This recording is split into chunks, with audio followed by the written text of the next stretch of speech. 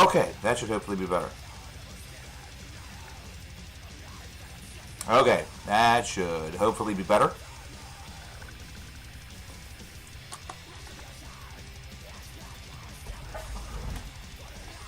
Refresh if necessary. If you cannot hear. You still can't hear me, and you're just seeing lips moving.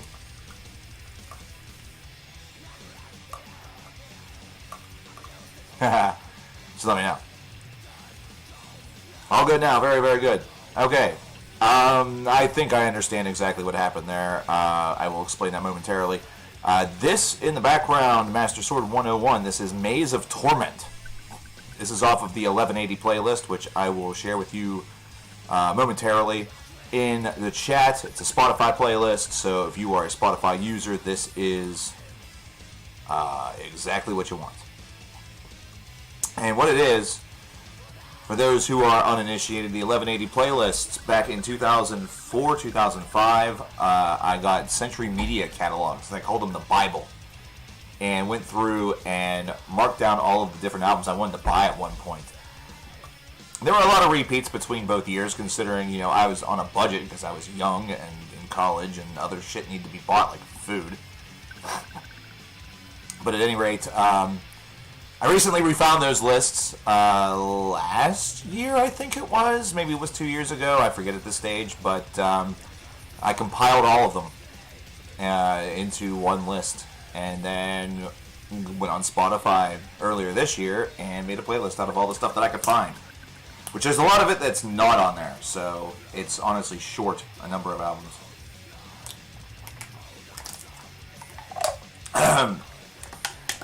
Also, the reason why this is a shorter stream is for a couple of different reasons. Firstly, I don't want us to blow our wad for Videomania, which starts on Saturday. It is a viewers Videomania. Viewer Videomania is what I'm calling it, considering instead of me having a buffet of 30 video ideas on the left-hand side of the screen like I have in the 2 years past that I have done this, instead, this is going to be completely and totally funded, and all of the choices are going to be made by you guys, the viewers.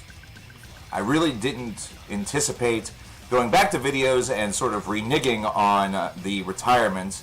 However, I figure if I am going to be forced to do so, at least for a little while because of the pandemic, I should at least use this and take this opportunity as a time to give you, the loyal viewers, the folks that have been around for a really, really long time, or perhaps you're just a brand new subscriber who just came over to your very first stream, to give you what you want and to maybe make some of your dream videos for the channel come true.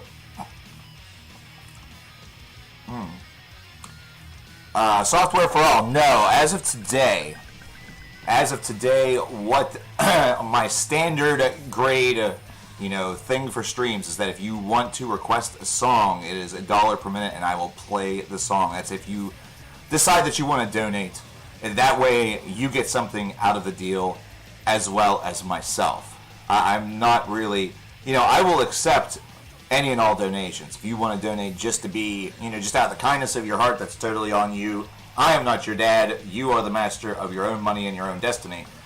However, if you do donate and you wish to have something played on stream, that is up to you. It's $1 per minute.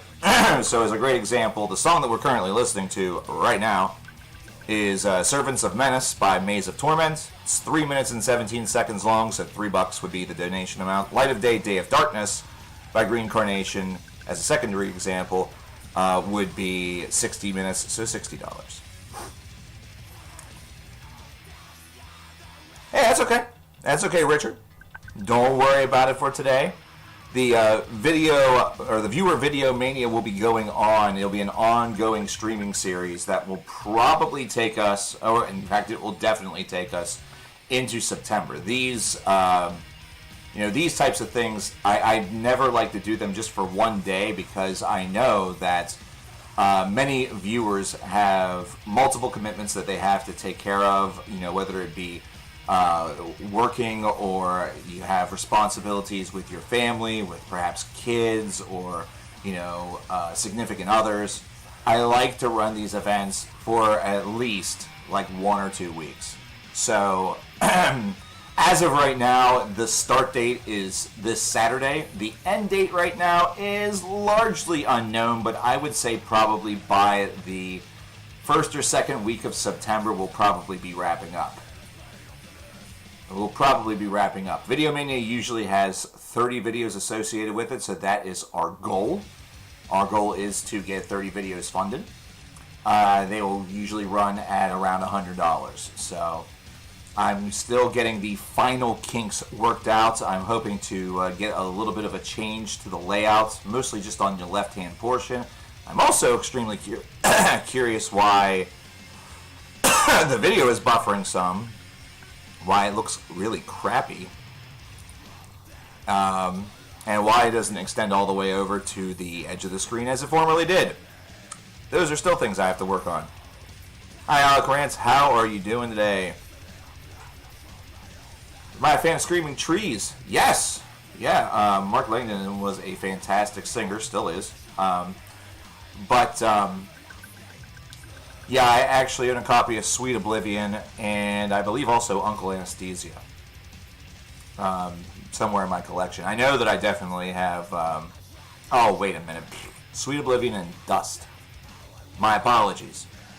But yeah, we're playing a little something off of the 1180 right now, just as a transitional point. I actually wasn't sure how long it was going to take the crowds to come. It actually came quite quickly, so... Hi, Gerhard. How are you today? Nice to see you here. I guess it would be, how are you this evening, considering the time differential? That's why I kind of like this time of the afternoon. I would like to maybe get started a little bit earlier on Saturday for whenever we get viewer Videomania going, considering I know for some of you these streams start pretty late at night. I have the stream currently scheduled to start at 3 p.m. since that's my typical start time, but if I pop up a little early, do not be surprised. Is he still in Seattle? I actually have no idea. I have no idea where he is living at the moment. I believe he's still touring. I think he does stuff solo. But, Screaming Trees are an excellent, great band from the 1990s, alternative style as opposed to heavy metal. Some really good stuff in there. I'm basically going to play this. I think I'm going to finish up this track, and then I'm going to 86 it for the remainder of the stream. I noticed that whenever you play whole albums back to back, sometimes YouTube gets a little bit mad. But whenever you play individual tracks, you know, sort of like change it up a little bit. It's like confusing. I don't know. But anyway, I'm going to be keeping a very close eye on the stream. And I'm going to be kind of paranoid throughout most of it because there has been a truckload of internet issues. The first internet issues, truly, that I have had ever since coming over here to the retirement home. To the CKN retirement home. I've gone onto my provider's website and they have issued, edicts to our area to expect problems, usually between the hours of like 12 a.m. to 6 a.m., which it's nowhere close to that, for the past now 11 straight days. I have no idea what they are doing. They do not disclose any sort of information outside of that and ways to, quote-unquote, reboot your router. But all I can tell you is that it has been extremely frustrating. Not because, I necessarily need the internet at night during those hours, but it is something also that over the course of the past few days, like ever since the last stream, really, which was on Monday, there has been hiccups that have occurred during the afternoon hours. In fact, we are pretty much right in the heat or right in the heart of when that would happen. So I am a little paranoid about all of that because it's been pretty consistent over the course of the last couple of days. And I don't want that to affect what we are doing. And I'm really hoping that they don't do something so incredibly stupid that they take out the net Friday night and completely destroy the semblance of the Saturday stream. Because stream days are very, very important to both me and I'm sure to some of you as well. In fact, whenever they started their work on Monday evening, so it was the evening, or should I say Monday night, because it was around midnight, they knocked out the entirety of the power. They knocked out the entirety of the power to this whole region. Probably this whole grid, however wide or vast that is. And it actually, despite my surge protector, which I have and has been, very, very good to me for a long time, despite it, it knocked my computer completely off. And it was really struggling to get back on, to launch the OS, and get beyond just a startup screen. And a lot of it was being met with a, largely gray screen that was just empty. It had to think really, really hard. So I feel like it did some sort of pretty major, I don't want to say damage, but it certainly threw it into quite a tizzy and maybe caused some unexpected issues. I know Windows 10 does not exactly handle issues, problems, like the slightest thing very well.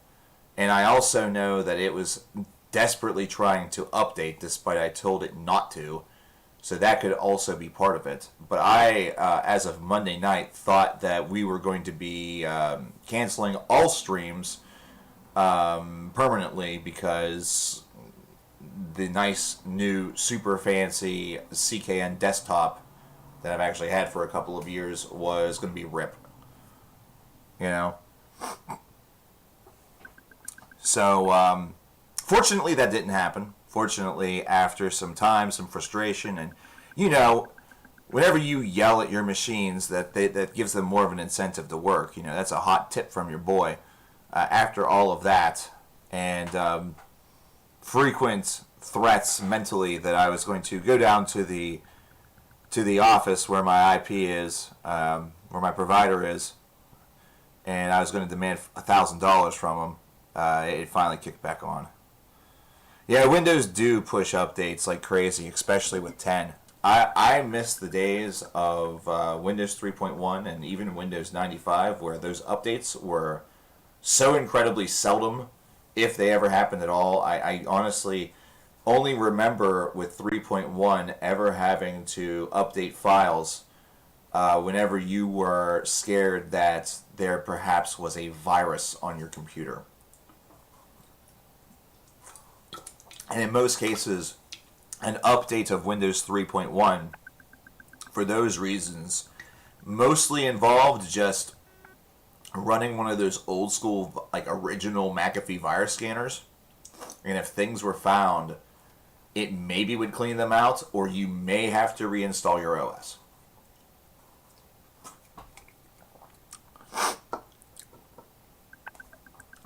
I had some folks, somebody was asking there about black metal. I've been really big advocates for Dark Fortress. Dark Fortress are an incredible band. Their album from here in 2020 currently stands as the #1 album of the year as of June the 12th, in my mind. I would also highly recommend checking out Watain if you like something that's a little more of a mixture of what you got from the second wave in the 1990s. And then never be afraid to revisit your classics. Never be afraid to revisit your dissections, your mayhems, and the like. I recently listened to a little bit of older Dimmu Borgir also, which these days, the illusion whenever you say that name is that they are kind of more mainstream. They're more of a well-known.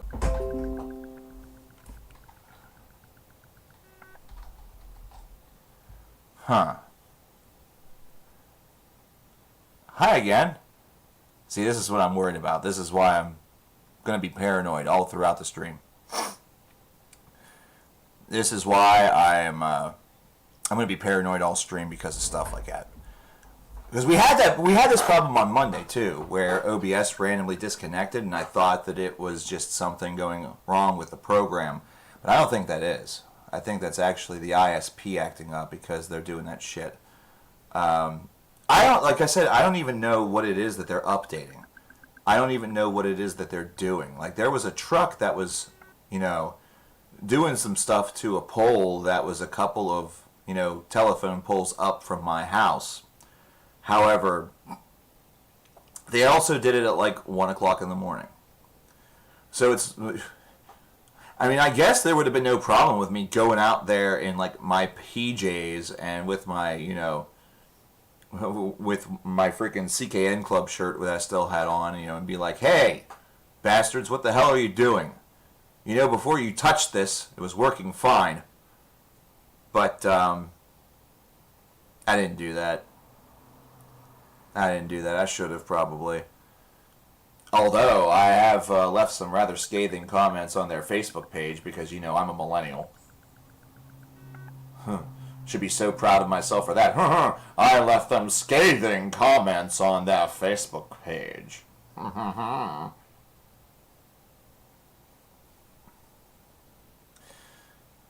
Skahamish is another excellent band to try out and to utilize. Do that for sure.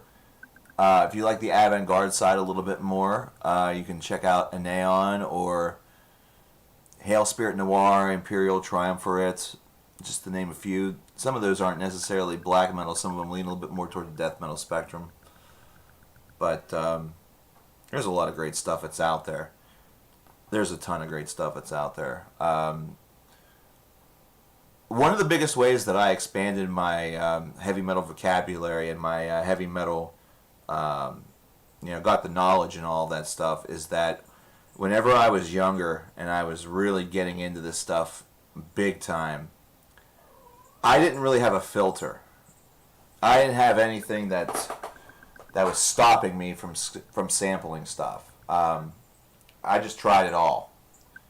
And back then, we didn't have, Spotify or some of these music services that you do today. This was right as the MP3 boom was starting to really happen. It was still the eras where peer-to-peer sharing and like stuff like Napster and Kazaa and LimeWire were seen as like the death of music, and yet somehow during the 2000s sales did decline, but it survived and was surviving a whole hell of a lot better than the picture was painted out to be when comparison to whenever stuff like Spotify and other streaming services came around. But whenever I was in that age group, so right as I left high school and was going to college, whenever I went to college, I didn't have, instead of having like a 56K modem, which is what we had at my place for a while, because it was all that they offered, I had a dedicated, I think it was like DSL or a T1 line. It was a nice line. It was very, very quick, and you were able to handle a whole heck of a lot. Plus, I also had a computer, a laptop that was given to me from the school. That's, of course, commonplace these days, but back then, that prospect was a big deal. You got the laptop, and you used it throughout your tenure in the school, and whenever you graduated or whatever, you took it home with you. You took it home with you during the summer months. It wasn't like it was locked behind some mystic doorway. And the best part is that if your laptop, for whatever reason, met a very, very poor fate that was not your fault, so if you didn't drop it out of a 2-story window on purpose for the hell of it, you took it down to the little tech spot there, and you got yourself a brand spanking new laptop. But whenever I was there, I downloaded just a ton of music, and a lot of the names that I downloaded, these days would seem very commonplace. They'd be very common names. In fact, I could probably go through. That might be a neat little thing for us to do today. Because I don't have CDs of everything, but I burnt a lot of stuff to CDs, if you remember CD burning. And I have a lot of those still. I haven't gotten rid of them. So I have a drawer over here. I'm off camera, obviously. But I have a drawer over here that is just filled. And I mean filled with this stuff.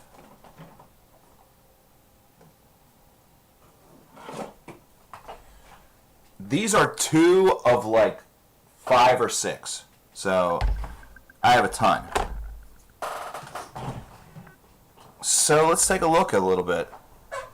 I honestly don't look at these a lot these days. It may actually prompt me to decide to listen to something tonight. Which by the way,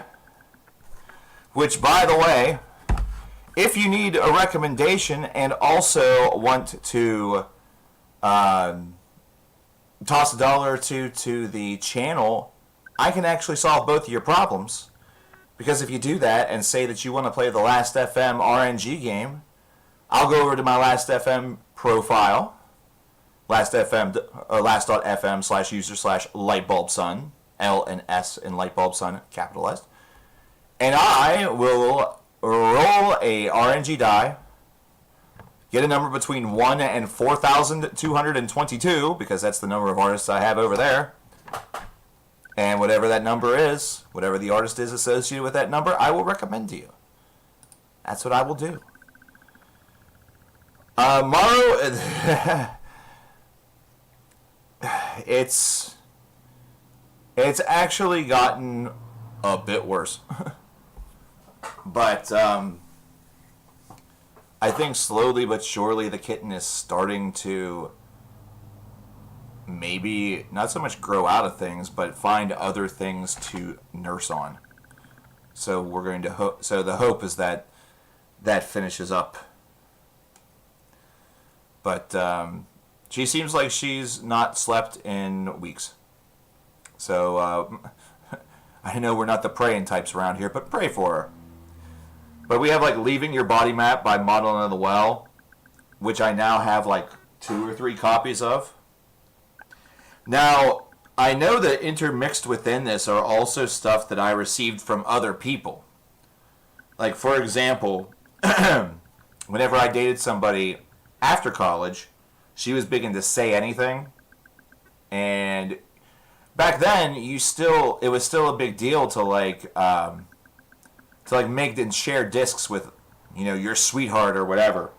So and I think there was a song that was on this that she wanted me to hear, or wanted me to have, or wanted for the car, or whatever it was. But this is Say Anything as a Real Boy, disc 2. Just disc 2. So I don't know what that was all about. I honestly forget. That's been a number of years. I have long since gotten this record. This is the first Candlebox album. I ripped that from my buddy's copy in college. I've also gotten a copy of this. This is No Exit by Fate's Warning. Like I said, a lot of these names are very familiar, but back then, the thing about the passage of time is that time has given us about, 3,000 more metal bands, probably more like 5,000 or 10,000 more metal bands. So now, whenever you go after the stuff and search things out, there's just such a wealth that it's almost difficult to find a good place to start. So I really can understand some of the struggle or how overwhelming it can seem to really get started with something like that. You have your post-rock with Sigaros. This was the... I would assume that this is the Parenthesis album, the Untitled record, as opposed to like a Gidas Bergen or anything after that. But I don't know, actually. I'd have to stick it in and find out. And I actually don't have a CD-ROM drive on this computer. That's one thing I didn't have put in because I never used it. My Favorite Headache by Geddy Lee. I actually have a physical copy of this as well. Found it used for, I think, a couple bucks. Now, this one I haven't been able to find an actual copy of as of yet. This is Sea of Dreams by Godgory. This is an excellent album. This is a wonderful, wonderful, wonderful album. And actually, I hope that wasn't important. Let me prove that to you right now. But yeah, I really, really like this album. I really like Sea of Dreams a good bit. Here's Walking Among the Dead from that album.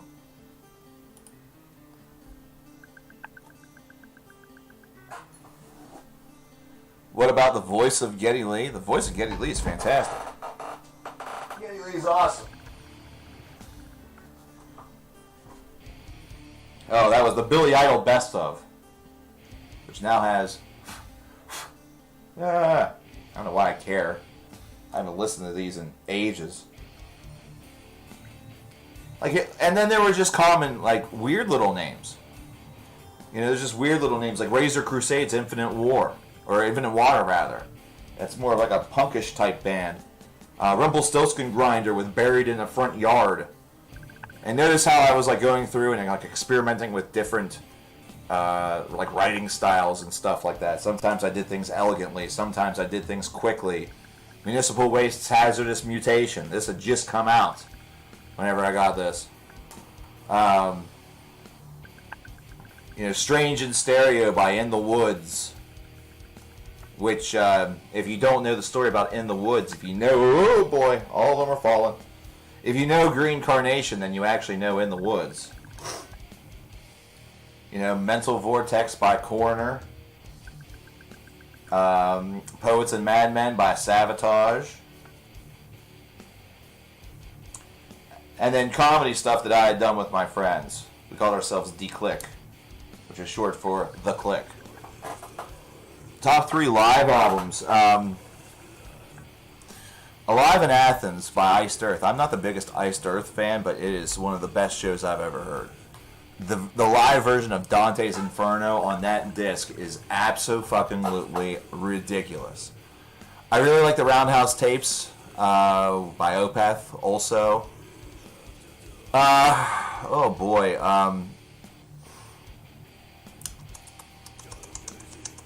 I know there's another one. There's a Neil Young live album. It's called Year of the Horse. And I remember that it was just in the CD player at work whenever I was working there. And it is, oh God, it sounded so ethereal. It was amazing. It was such a really, really strong album that I would really put it up there. I would have killed to have been at that show. But yeah, there's all sorts of weird and neat stuff in here. Soper Alternus with songs from The Inverted Womb, Prototype's Trinity, Cancer to the Gory End. I don't need to hold these up and show these to you. If you've seen one burnt CD, you've seen 1,000 of them. Gorod is Mutilated in Minutes, Primus is Pork Soda. You can sort of see or hear based off of all these names sort of the diverse range of music that I wanted to check out and all of that stuff. So John Petrucci and Jordan Rudess, they had an evening with. So I wanted that. Green Day's American Idiot. Yes, I actually have Green Day's American Idiot. At one point, I was pretty high up on that album. I thought it was pretty good. Until it got played to death. That was the main problem with American Idiot. It got played to absolute death. And the thing is that whenever you were downloading stuff, you would even find some bootlegs. So here's Storm Over Vakken by Savatage from August the 8th of 1998, 8/8/98. You get all sorts of weird stuff whenever you look on here. Solitude, Dominance, and Tragedy by Evergrey, which I believe... No, it was The Dark Discovery. Never mind. I have not yet gotten that one, but I did just recently find some elder Evergrey albums from the back catalog that I've since added to mine. Game Over / The Plague. It was a double play by Nuclear Blast. In Excess's Greatest Hits. Rockstar In Excess was really big whenever I was in college, especially that first season. So that's the reason why I got that, and I really like it. Dawn of Possession by Immolation. Forest Stream with Tears of Mortal Solitude. That's a more of an atmospheric black. You know, Exodus, Bonded by Blood, Entombed's Wolverine Blues. We'll just go through this short one.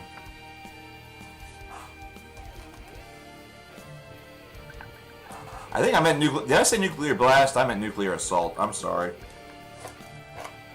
I meant nuclear assault. I think I might have written nuclear blast too. Which, if I did that, then I'm an idiot. I want to see now. I want to see if I was an idiot. Am I an idiot? That's in excess. Yes, I did. I'm an idiot. I literally wrote nuclear blast like a moron.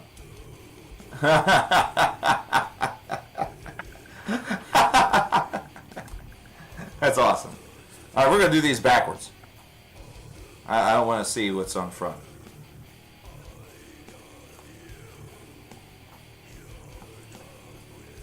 If you can find this, it's ridiculous. Like, this is absolutely ridiculous. It's porno grind, micro grind, whatever you want to call it. It's fucked up is what it is. Do I like spicy food? Yes, I do. Oh, whoop. Well, there it went. There's Recreation Day by Evergrey. Armageddon Mon Amour by Hearse. That's a Johan band. Johan, formerly from Arch Enemy, was the singer prior to Angelo Gasal. I almost man down the Human Equation Disc 2 by Arion, which means this should probably be Disc 1, which it's not. It's the John Arch demos from Fate's Warning. You can find that kind of stuff on there too. Brainstorm's Unholy, which I just got a pair of Brainstorm albums over this last weekend. Unfortunately, not the older ones, more of the newer ones. Well, late 90s or late 2000s era. Gotta retrieve prosthetic cunt from the floor. It's probably gonna get me banned showing that one. Oh well. Aren't You Dead Yet by Carnal Forge. You know, that's some good old-fashioned metalcore. Or melodic death metal, rather. Rest in Peace by Coroner. The first Pain album, which was just self-titled. My Still Old Morning, The Death of Bolt Thrower. Not really. They have had a really, really good career. You know, whenever you have a band that has done really solid things with their career and has released, you know, legendary albums, once you reach a certain point, you know, there has to be just a satisfaction with what they've been able to accomplish and achieve. And it's like I've said this numerous times, and I'll say it once again. Metallica and Iron Maiden, Judas Priest, like a lot of those bands of old, they don't need to release new material. Like, they don't have to. They're under no obligation. You know, if they're going to be releasing stuff, it's because they want to do that. You know, they want to record. They want to play new material. They have new songs that they want to, you know, give to us, and they want to tour. You know, that's a lot of those bands could retire, and their reputation, their legacy, all of those things would be sterling and intact, and everything would be just fine. So the fact that Bolt Thrower is no more just shows, you know, it kind of sucks to not have something new to look forward to from them, but their elder discography is held in such high regard. What the hell was that? Do you guys hear that interference in the background? Hi, Mark. How you doing? Hi, Mike. Edge of Sanity's Purgatory Afterglow. That was weird. I might have to step outside and see what the hell. Maybe I can see it from the window here. What the heck just happened? Oh, well, whatever. That was weird sounding. That was very weird sounding.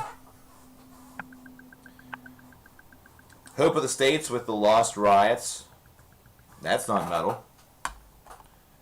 Have you ever met any celebrities at an autograph signing? If so, were they nice? Oh, yeah. Oh, good lord. Good lord. All Shall Perish. Dave Mustaine and the Megadeth crew from 2005.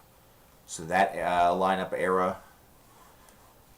I stood right next to the lead singer of Warbringer after his set was wrapped up, which was at an Overkill show.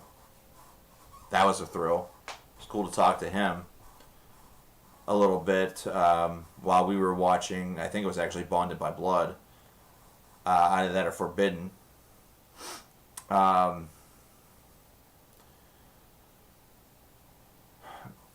Met Matt from Bullet for My Valentine while he was wearing a Richard Nixon mask, which was interesting. Met Gallagher, the comedian. Met Gordon Lightfoot. So I've actually had a really nice conversation with Gordon Lightfoot, considering he was coming, he was exiting the venue, and was kind enough to not only sign Miss CKN. Miss CKN's a big Gordon Lightfoot fan. Signed her LP and also talked with me for a little bit. You know, I've met the Misfits. Famously talked to Dez about the Steelers as opposed to their music because I think he noticed I was wearing a Steelers jacket or he was wearing a Steelers hat. Like there was some sort of association that was there. We recognized that we were both Steeler fans or, you know, both football fans, and that's where the conversation took us. Met Cradle of Filth, so I met Danny, and this was back in the Sarah Jezebel Deva era, so I found out very quickly that during that era of Cradle, I'm sure she's different now, but Sarah Jezebel Deva was a cunt. She was a very, very big cunt. Did not like to make eye contact with anybody. She didn't recognize that anybody was there, didn't process compliments. It was almost like she was just there to do the job and get the fuck out of there. Aren't you the guy that knocked out Danzig? No. Do I still hate Amur? I don't like the music. I don't think the music has improved all that much. But I never hated like the people, like the personalities. Funny thing is their lead singer and I, we follow each other on Twitter. And Frankie and I. And we've thrown like little... We throw like little barbs at each other every once in a while, but it's mostly done, you know, friendly. You know? I'm fairly certain if Frankie Palmieri and I met up in a bar or like just met up somewhere, we'd probably not even remember that we did that. Like, I only remember it because I remember stupid shit all the time. And we would probably be perfectly civil. Like, there'd be no problem. Like, there would be absolutely no problem. Now, if I ever met freaking what's-his-ass from Blood on the Dance Floor, I'd just call the cops. I'd find, like, the nearest child and say that he molested them right in front of me. And then pay the kid $20 to say it's true. Sabotage. Hall of Mountain King. Go Off by Cacophony, which is awesome. Gore Rotted, A New Dawn for the Dead. Grind. Flower Kings with Adam and Eve. Just went on Flower King-a-thon a couple months back. Virgin Black, Elegant and Dying. See, that's the thing. Like, I mainly tackled a lot of metal whenever I was in this era of my life, including Die Apocalyptian Reiter with Allegro Barbaro. But, you know, I didn't have any problem with going after, like, some alternative rock or, you know, some popular rock or this or that. Do the world a service. Bro, did you see... Like, he doesn't wear the wigs anymore. Someone made the comment, and this comment freaking cracked my ass up. Someone made the comment, he said he thought that there was going to be an announcement that he and Pitbull had a child, and that was what the child looked like. Like, he's one of those dudes that have, like, the head tattoos. Like, he's got tattoos everywhere. He looks stupid. Like, honestly, like... I really hope folks seeing that, you know, seeing him without the wig will make some of those, like, former fans or, like, anybody that still defends him realize that that dude that you thought was so inspirational and so cute is not. Like, the dude just looks like a guy that would try to molest kids. He really just does.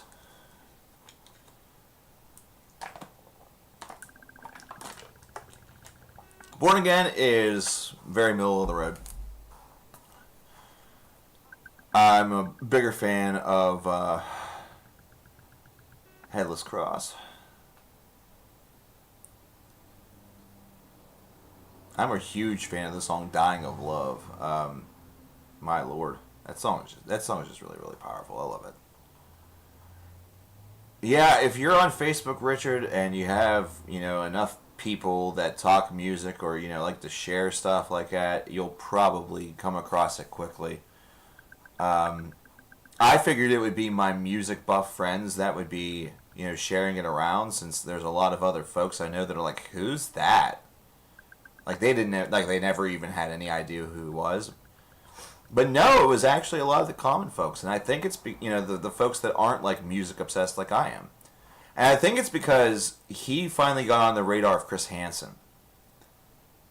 Davey Vanity finally got on the radar of Chris Hansen, and Hansen's been looking into a good bit of that stuff, and he wants some fucking answers, this Hansen.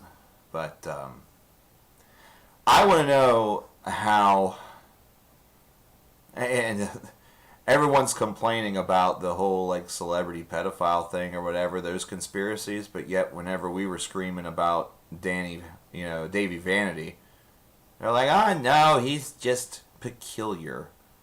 There was no outrage. Once again, it's kind of like, hey, what the fuck? CKN was a prophet back in 2013 about this stuff.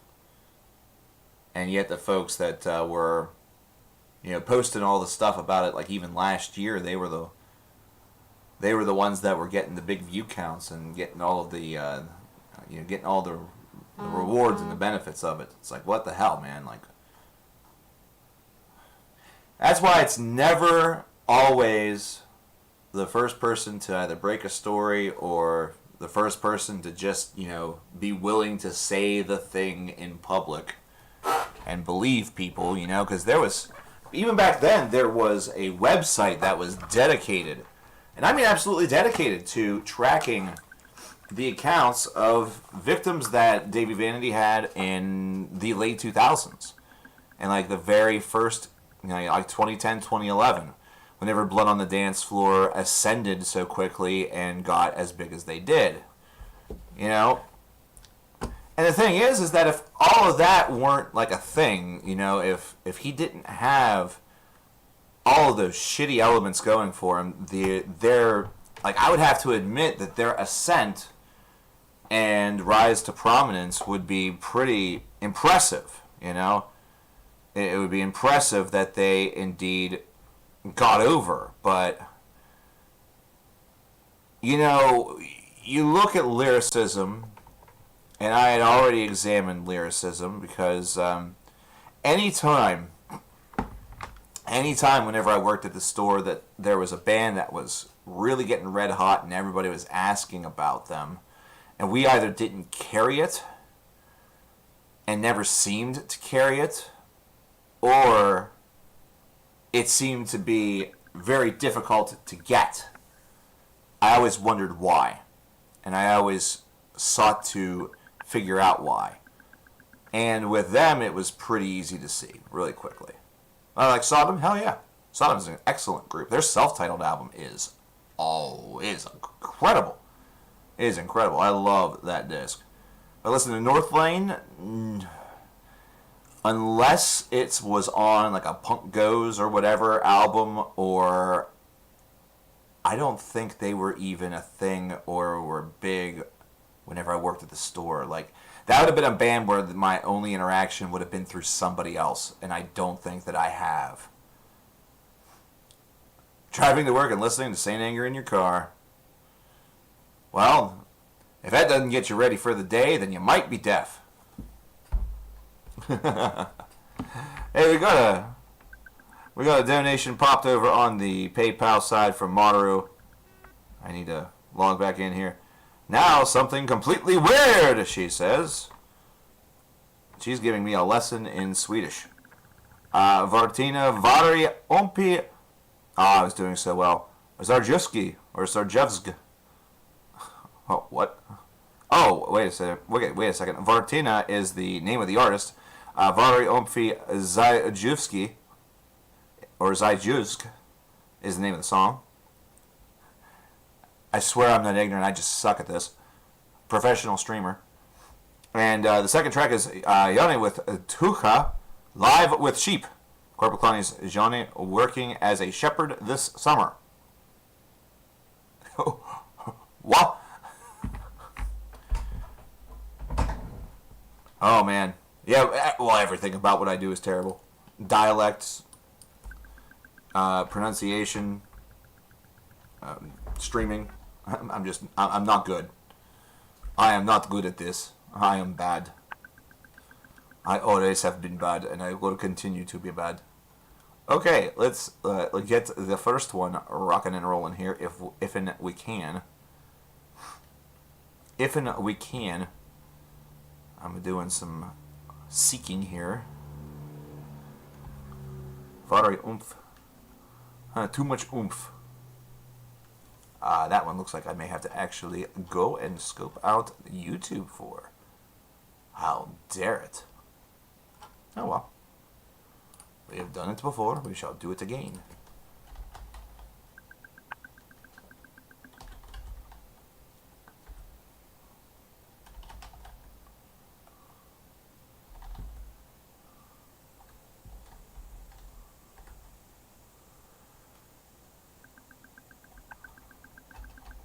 I promise you I'm okay. There we go. 11 years ago. I'm surprised I didn't run into that. It's like, oh. Never mind. Oh well, here we go. Now for something completely different.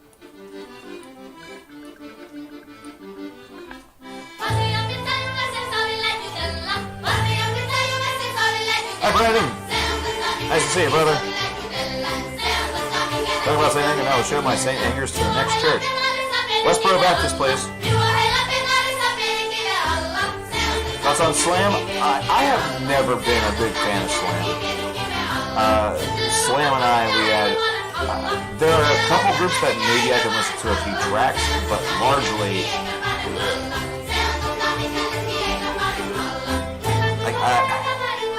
and what's worse is that it seems like so many folks within that scene, and this is not universal whatsoever, you know, you can listen to Slam and be perfectly decent, perfectly great, but it seems like some of the worst takes or the worst things in metal come from the Slam scene, not just musically.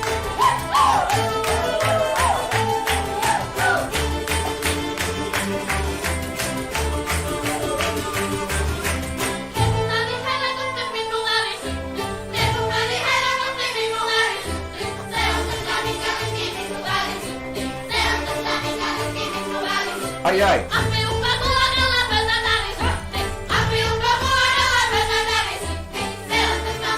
Okay, I don't want to sound rude here. I don't want to sound rude here at all.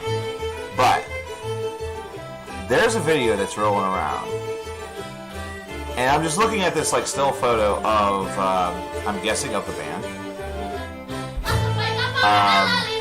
And it reminds me of, there must have been a television show here in America in the 70s.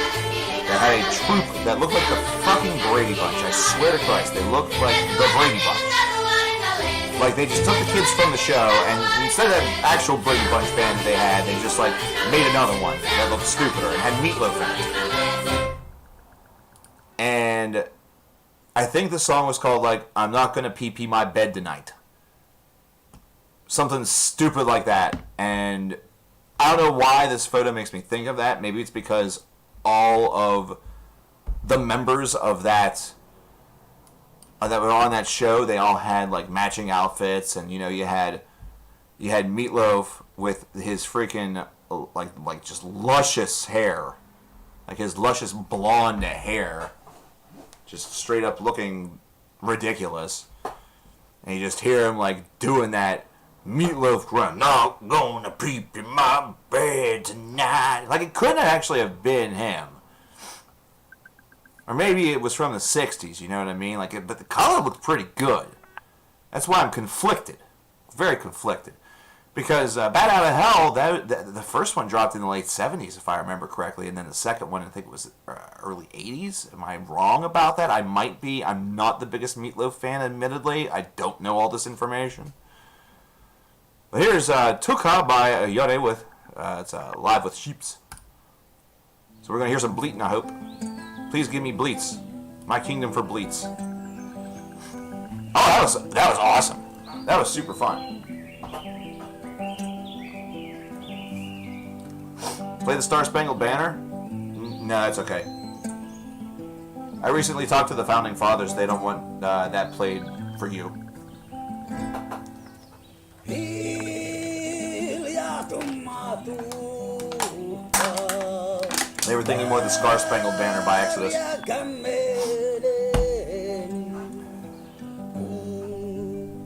Will you review the new Deftones record coming out on September the 23rd?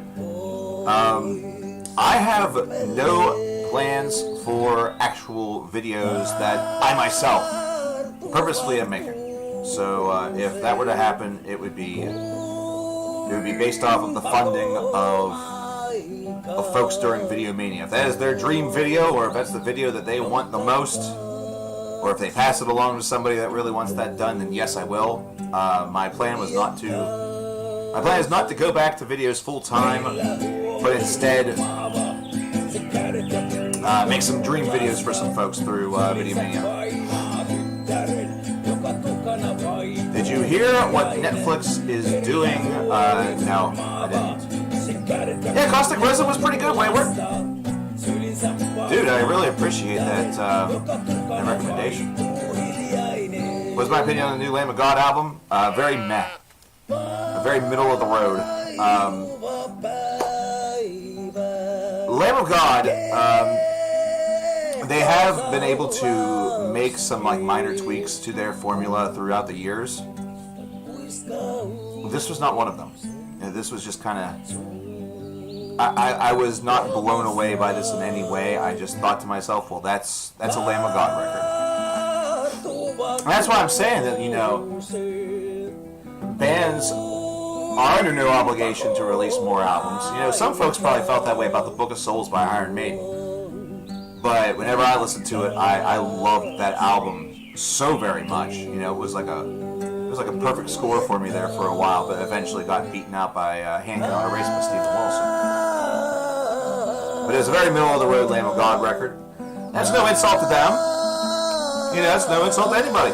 If you love the record, then great. That's good. I hope you actually do. But no, I have no idea what's going on Netflix. You guys gotta understand something.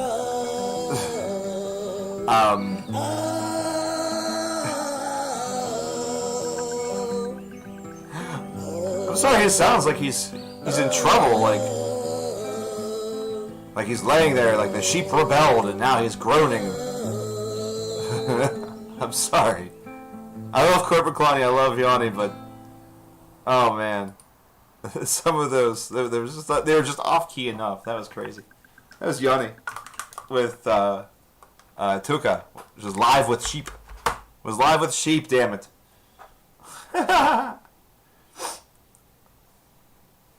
Yeah, Book of Souls was Maiden's last album. It's a great way to go out. Who would I bring back from the dead? Oh man. You know, I don't know. You know, because some of these, you know, folks say bring back Cliff. Or trade Cliff for Lars. Don't do that. Come on. That was jokes 10 years ago. Just end it. I think what I would probably do... I'd probably bring back Chuck Schuldiner from Death. Because I am desperately curious, considering he was so young, whenever he died of brain cancer, a very serious disease.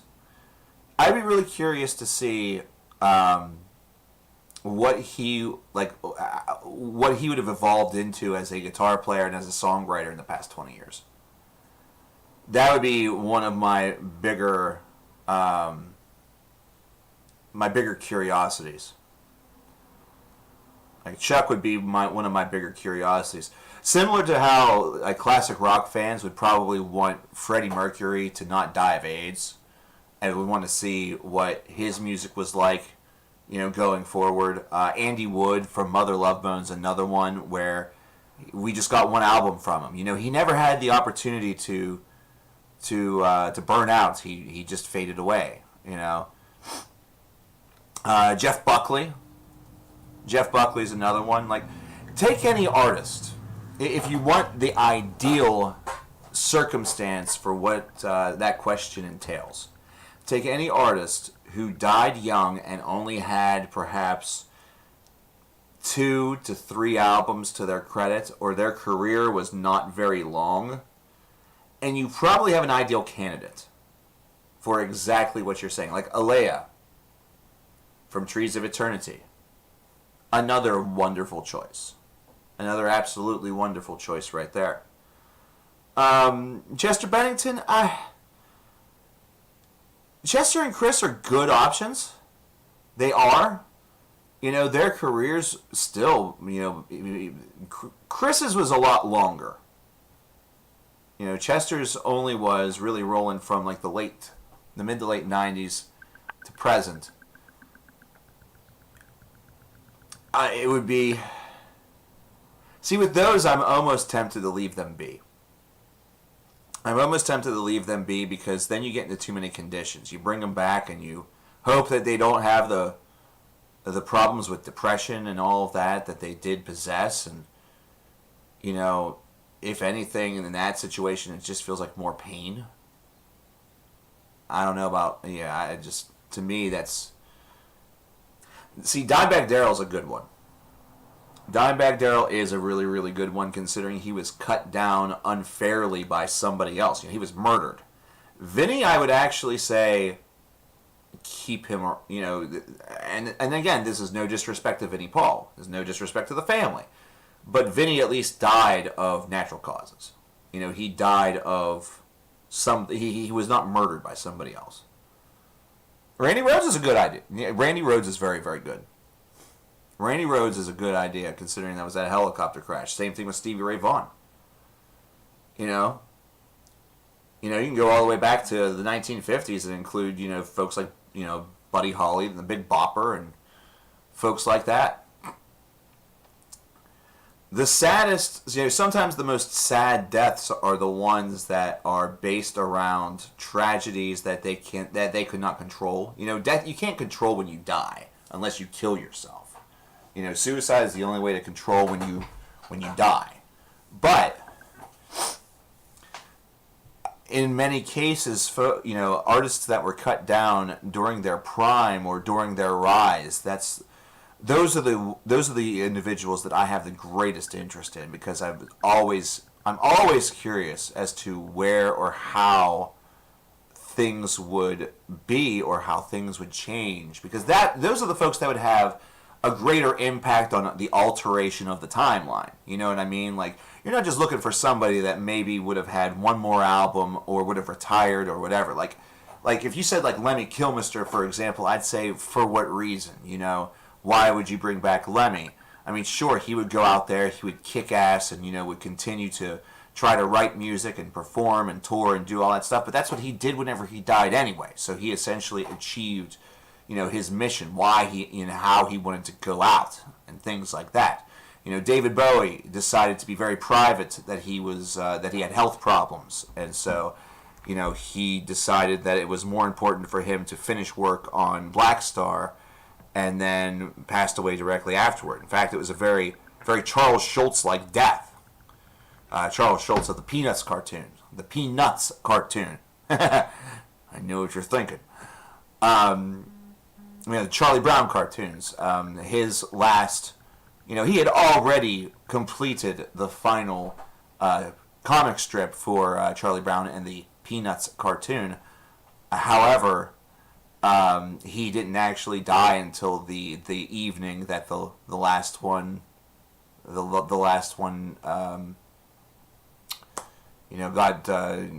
was presented in newspapers and the like. Check out Dream Awake by North Lane. Thanks, man. Okay, let's do it. Let's check out some North Lane. Said Dream Awake. Dream awake, dream awake. Where is Dream Awake? I'm looking for you. Dream awake, dream awake. There it is. Let's listen. Wow, these guys have actually been around for longer than that. Wait. Now I'm curious. Time to look at the old Last FM documentation, which is not necessarily accurate, considering I took 6.5 years off from it. I do have one prior Scrabble. Of what? The song Discoveries. When did that happen? Sometime last year. Okay. I have a feeling this was... I think I know exactly who may have recommended this to me prior. It may have been the Riff Notebook. But yeah, that's those are the more interesting things to me, is whenever you have somebody whose career has just gotten started, they're not really at their peak, but their stock has risen so high, Randy Rhoads being a really good example that was sort of in the public eye. Same thing with Jeff Buckley. But even just with somebody that is, maybe not quite reached their apex, but has started to gather a lot of momentum around themselves. Think about David Gold from Woods of Ypres. That's another really solid example for that. There was the one gentleman from...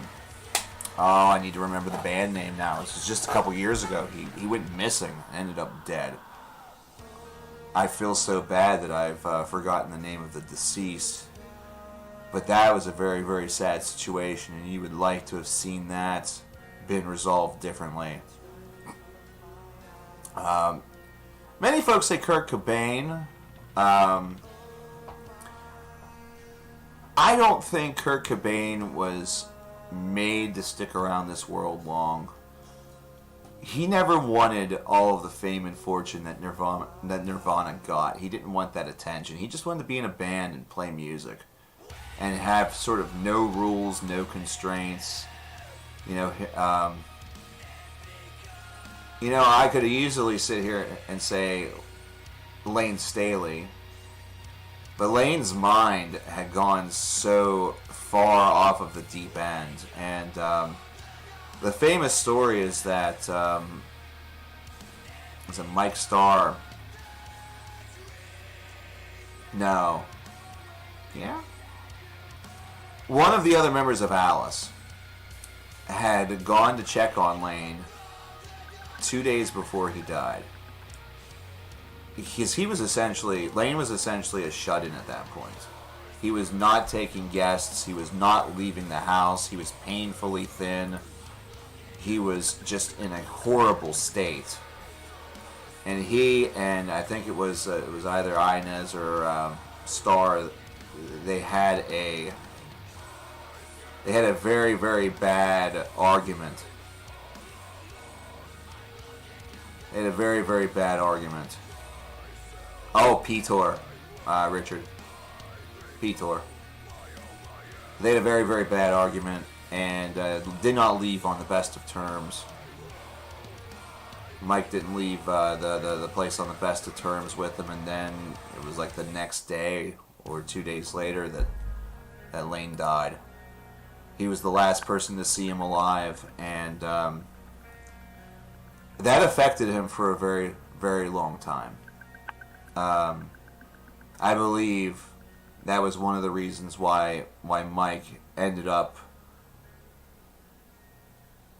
not only in rehab multiple times, but they eventually tried to cash in on that fact by putting him on celebrity rehab, of which he opened up about that. But in the end, it did eventually claim him. You know, he was claimed by his addictions also.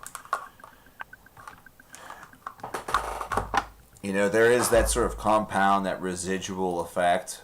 For example, you know, you take a look at the effect of the death of Kurt Cobain on the other two members of Nirvana. You know, Dave Grohl goes on and, you know, works on his own project, the Foo Fighters, which was really just stuff that he was kind of diddling with anyway. You know, he was just playing around with that idea anyway. And it ends up, you know, the continuation of their, you know, the legacy of Nirvana is that Foo Fighters becomes a huge rock band for the next decade and a half. You know, they're still big.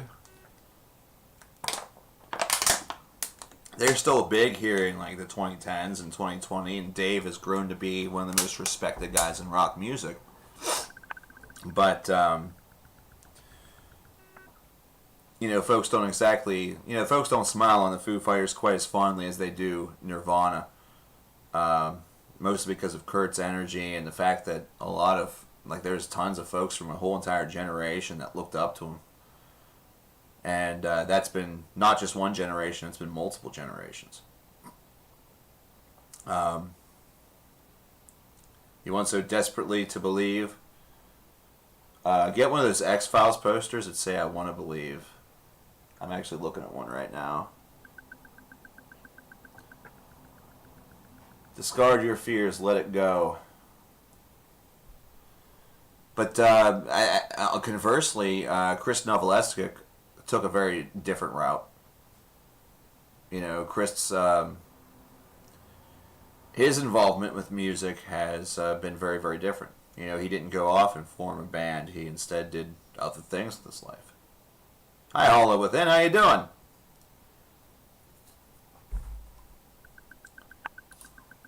Now that I've completely and totally, I played myself into a corner where I now have to play the song.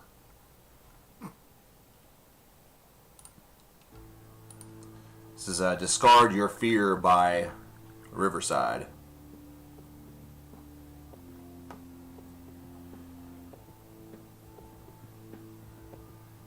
I play Disturbing the Priest by Black Sabbath. I can do it if the price is right. Anti-Islamic black metal records shouldn't be banned. Banned where is the big question. Because remember, not everybody shares the United States or, you know, Canada's or whoever's laws. There are some folks out there that are that the government and their stance on their religion is crazy.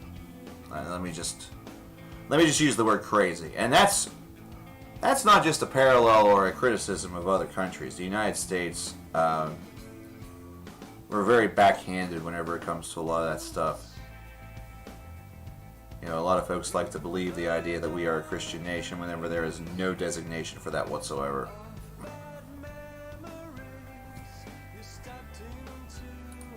Turn up louder. Done.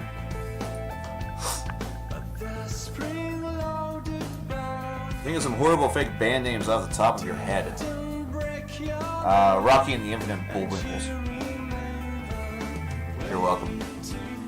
Yeah, we live in... You know, if we thought the world was crazy before 2020, 2020 has served to show us and display in very stunning and alarming detail that we hadn't seen anything yet. We had no idea just how deep the division that this world could potentially possess, especially for those of us who live in the United States. We knew that division was there, but it got completely exposed, called out, and clearly identified throughout the course of the past, you know, just 5 months. Here's something scary. Here's something scary for you. Let me toss this little nugget of knowledge on.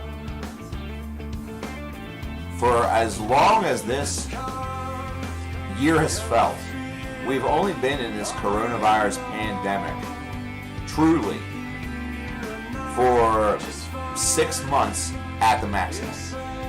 And in reality, here in America, it's only been 5 months. It was the middle part of March where things started to really get worrisome and bothersome and crazy. It's only been 5 months. Only 5. That is it. That's all the further we've been in this. And in that time frame, so many other things have riddled us, rattled us, shocked us, caused division, caused riots, caused violence, caused hot tempers, has caused doubt.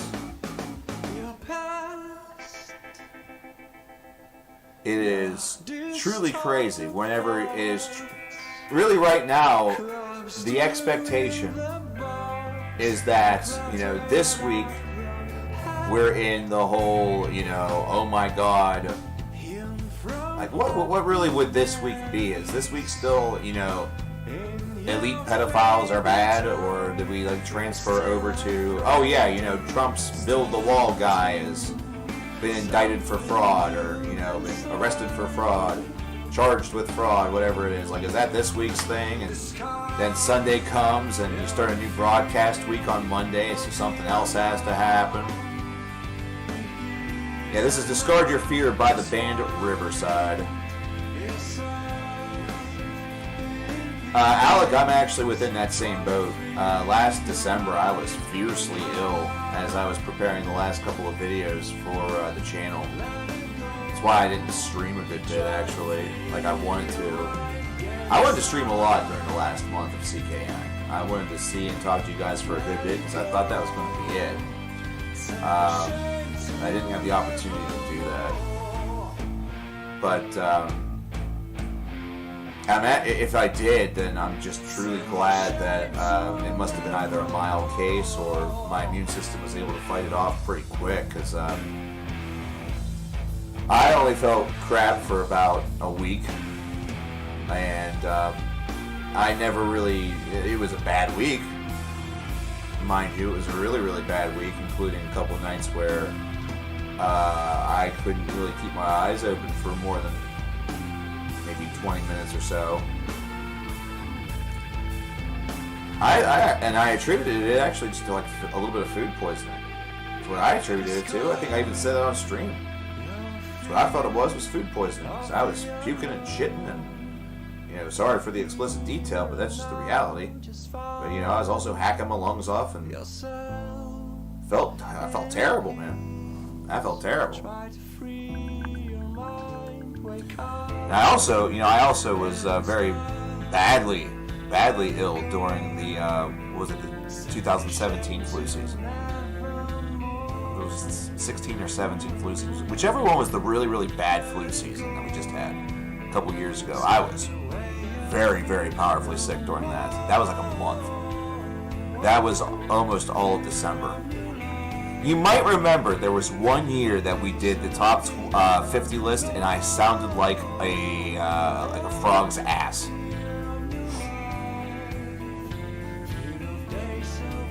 Thoughts on other metal YouTubers? I'm glad that they're keeping the banner going. I don't know too many of them anymore. Back whenever I was first getting started, there was a little grouping that I knew very, very well. I think most of them are long gone. Either that or only doing things sporadically. I think the only one that's still doing things on a consistent basis is Runner JMA. I don't think Count Blaggeroth's doing much in the way of videos anymore. 3 Creations long gone. Of course, the Needle Drop is still going strong, but whenever you've gotten the level of success that Anthony has, there's no real reason for you to stop. There's no reason to slow down whenever you're doing that well. Even with YouTube being the way that it is.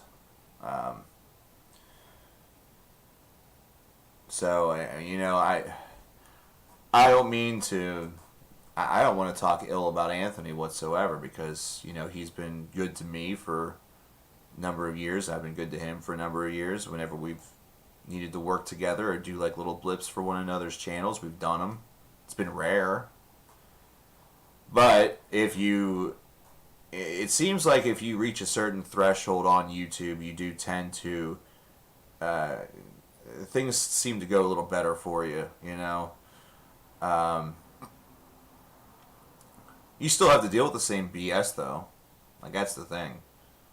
You know, regardless to what perception may, you know, show or display, you know, we're still all dealing with the same bogus crap. You know, some of the biggest channels that are out there, you know, channels that have hundreds of millions of views or, you know, going into the billions of views, they're still affected just the same way by all the content violations and all that other stuff that was, you know, the adpocalypse and everything else that was occurring over the past couple of years. Well, I always planned on streaming Dry Cell. I always planned on streaming. That was the one thing I wanted to keep doing because I do like this environment. I'm just not a big fan of... I don't like making that many... You know, I don't really like making videos anymore. That was starting to get really tedious. I was very upset about... Well, you probably watched the videos. You know the reasons why. But streaming was always in my hopes for post-retirement, and it just took a little while for that to get started. Took, you know, 8 months for that to get started really on a regular basis. And, you know, coronavirus and everything else, you know, all the associated things that have come along with it has now got me in a position where starting Saturday, we're going to be starting a thing called Videomania where, based off funding from stream viewership, I might be making some more videos. See you later, Richard. You have yourself a good one. So, you know, I'm looking to maybe make some of those dream videos for folks come true. What year did I start streaming? I believe the first stream that I did was 2015. Consequently, 2015 was the first time I considered and actually did for 2 weeks take a hiatus. I took a hiatus, and the funny part was that whenever I came back after 2 weeks for the hiatus, everyone was like, "Wow, well, that was bullshit."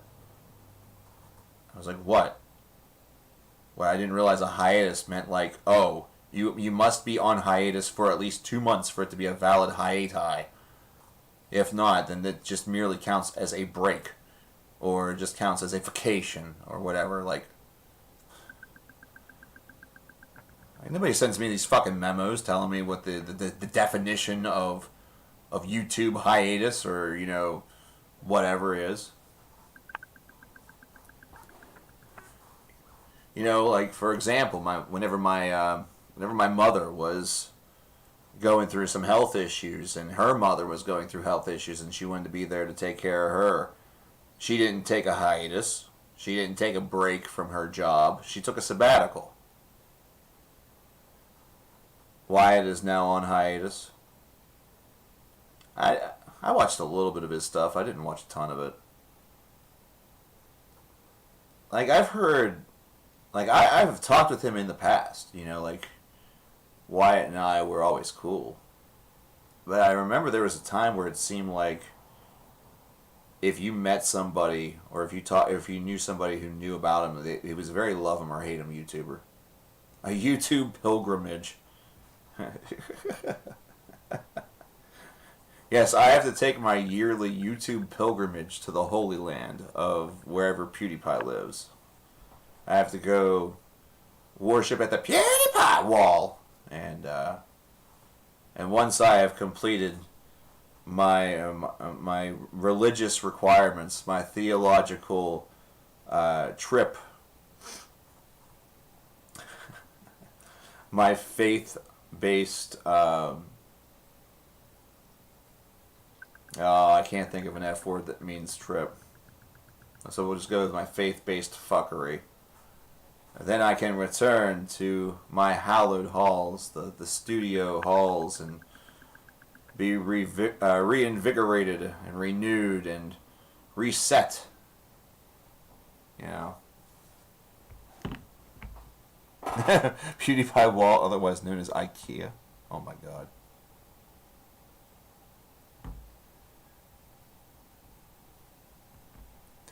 Mike, I did just get your email, but brother, you know what the rules are, man. You've been here a long time. You can know the rules. I'm almost at a monster. God damn it. I think you just had a minor asthma attack. Oh, those suck. Okay, Maru. You are from Sweden, correct? I want to make... Is it Sweden? I never remember, and I feel really, really bad for never remembering which of the Scandinavian nations you are from.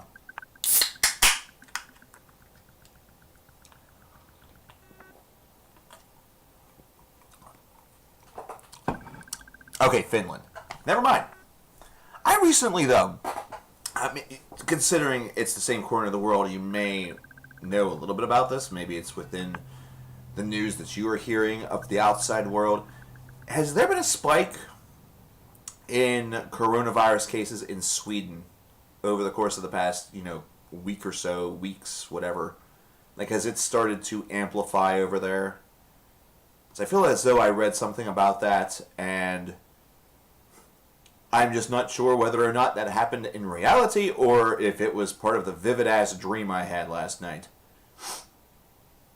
Which, Mario, you would not have liked the end of that vivid dream because the end of the dream that actually woke me up, I opened up a door to talk to Faith, who was in the dream, and Blazy ran out and ran across the road. She didn't get hit by anything. She was fine, but she was just lost, and that's bad enough. But anyway. I'm low on funds too, man. I can't go down to my electric company and say, hey, I'm low on funds, man. I'm low on funds. Can you just give me the power? Can you just give me the power for nothing? Wish I could. If we would have followed Tesla's plan, we would have had power for nothing. It would have never been monetized. What the fuck? What are you doing here? What's up, brother? How you doing? It's been a while. How's everything been for you, man? Free electricity. Free the electricity. Free the nipple. Free the Buddha. Free Pepsid. You gonna stream when you're home? I don't know. Maybe. When you home? Figured you'd be home now. You're fantastic? Are you fantastically rich? You have a fantastic fortune to share with everybody, including little old me. Oh, you're driving. Oh, jeez. Well, I'll be here for probably the next hour or so, dude, so no worries. Go back to driving. I don't want, your wife to have to come on and be like, listen, he was going to come on stream with you. And, but then he died.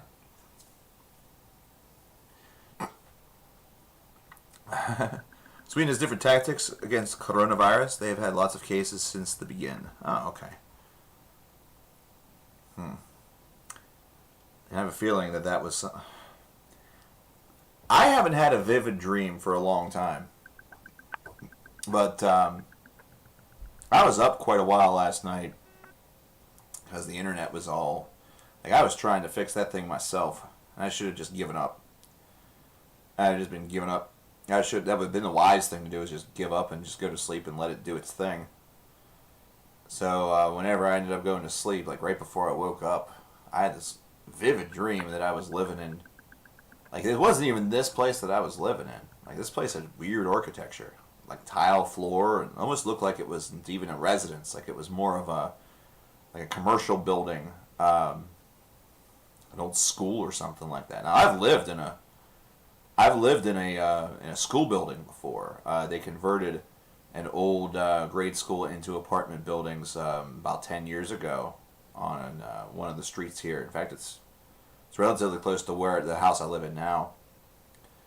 But it wasn't that place either. You know, the architecture was very. It was the architecture felt very like turn of the century, and not this century. You know, turn of the 1900s or something like that. I don't know what the hell is up with this stream. Can't really describe it.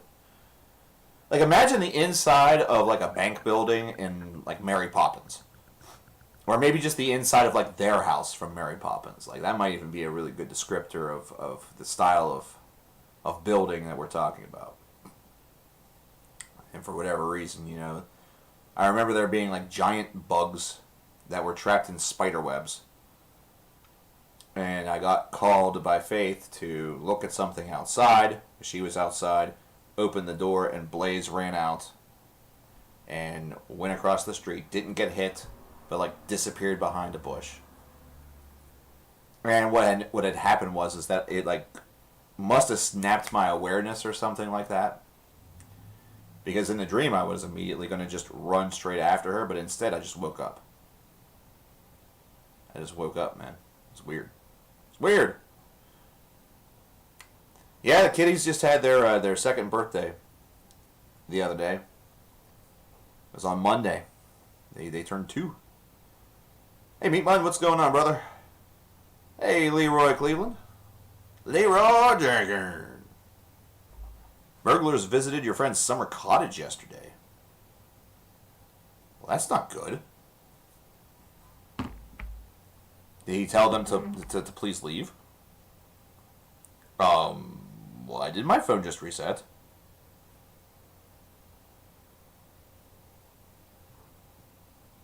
Huh. Well, I'll be damned. That was weird. When is the new beginning? After the old beginning ends.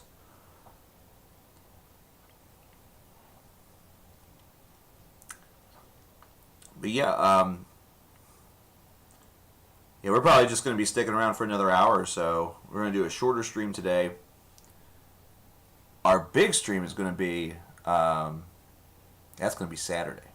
Saturday is whenever Videomania is going to start. Although I will say this. I'll give y'all who are here today, who decided to come out on a Thursday,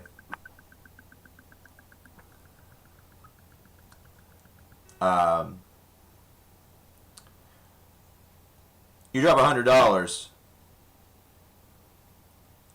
right now, or sometime within the next hour, one of the 30 videos for viewer Videomania, that's got your name on it. Instantaneously. It's like pre-ordering it.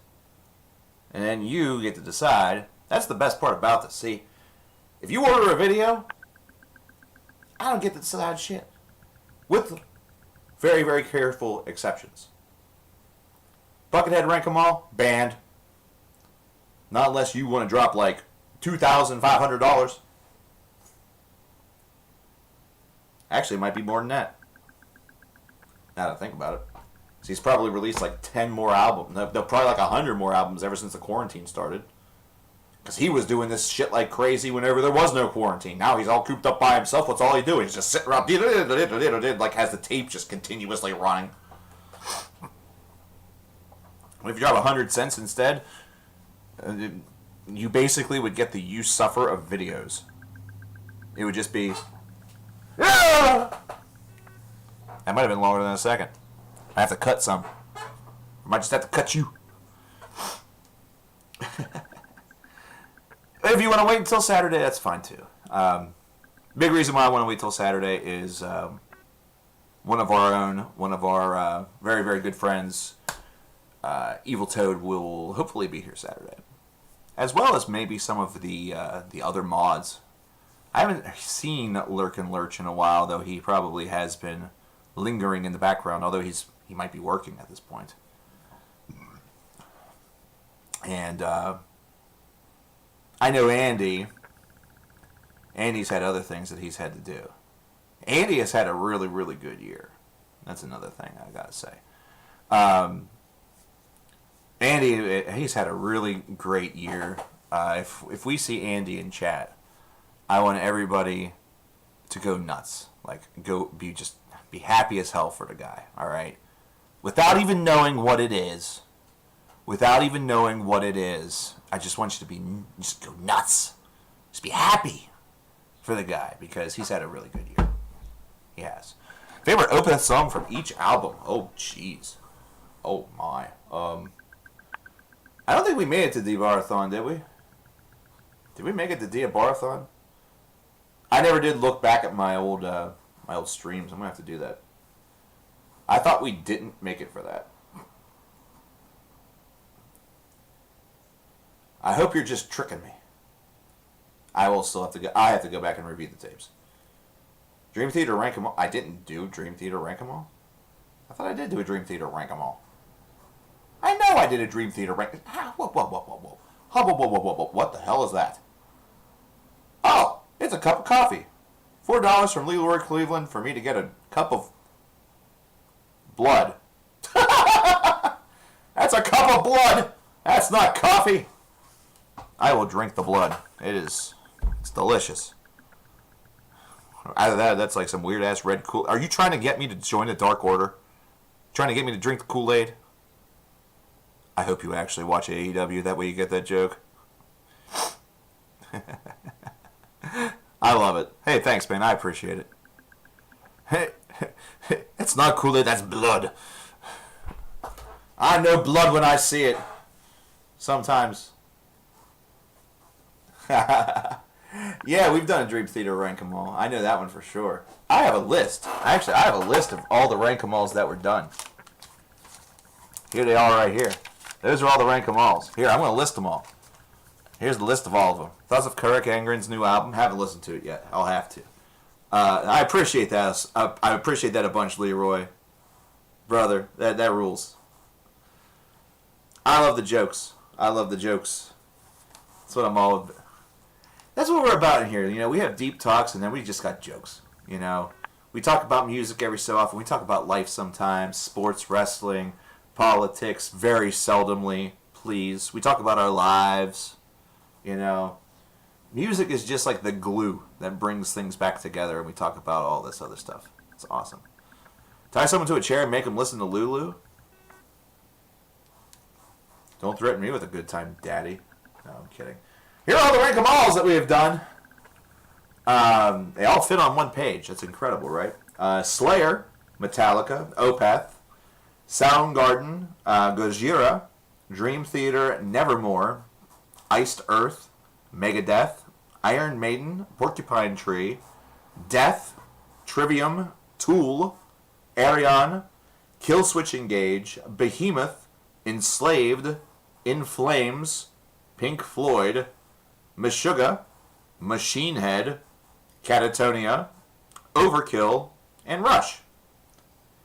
You can also find this entire list on the Rank 'em All playlist that is on the channel. See, that's why I group those things together. I'm nice like that. I put all those videos together. Tie someone to a chair, put them on LSD, and blast sun. That could be kind of cool. That could be kind of cool. Although that could be a really, really bad trip.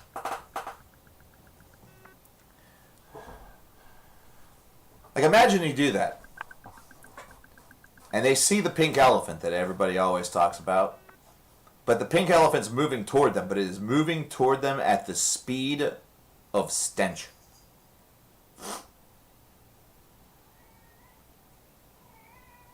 Who's that? Who are you? Hi, Mittens. Ran, ran. Ran, ran. Hi, buddy. What's going on, kiddo? This is an interview. What do you have to say to the camera? What do you have to say to the camera? Mittens, you've been making some interesting statements as of late. Do you have any reply? Any reply for the people? Apparently not.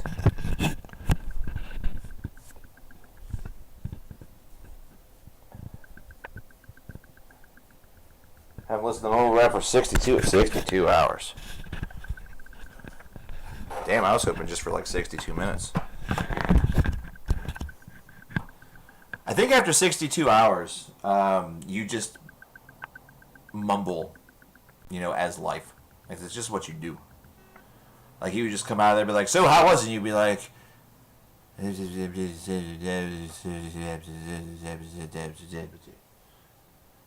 Ty Neves asks, do you like SpongeBob? I mean, as a friend, I think he's a little needy. I wouldn't date him. Oh, you mean the show? The show's great. First couple seasons are legendary. Anything after the movie, very hit or miss. Very hit or miss. 2020 has just been one giant Dillinger Escape Plan song. That would be if the year had been good. What's worse, Texas or Karens? I read Karen as Kansas. I'm going to go with that.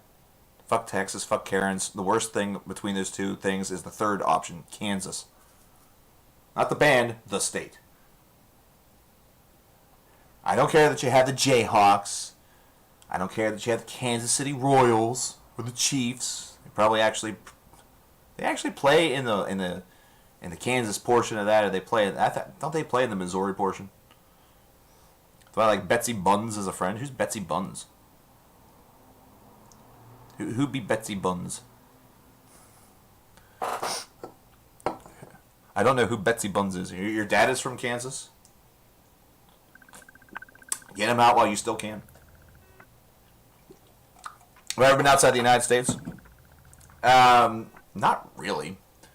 Like, I know that Canada technically counts, but that was for a weekend 20 years ago. And I've been to the Bahamas, which that was for a week 25 years ago.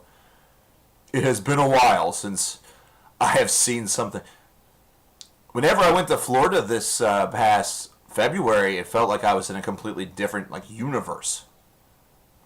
It felt like I was in a completely different universe down there, man. And it's not just the idea that I was going from snow to warm, which, I mean, you put warm technically in air quotes, because the first day I was down there, it was 39 degrees. I went during the coldest night of the year.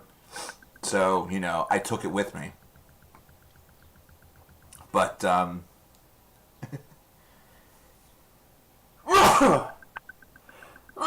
excuse me. And it's not because of the ocean either. Yeah, people are just different down there. The ways that the things are set up is just different down there. Trump is he's pretty big down there. He's they like him a lot down there. It's kind of like going to Italy and finding out that Jesus Christ is big over there. Yeah, you live near Clearwater. I was on the Atlantic side, over at Flagler Beach.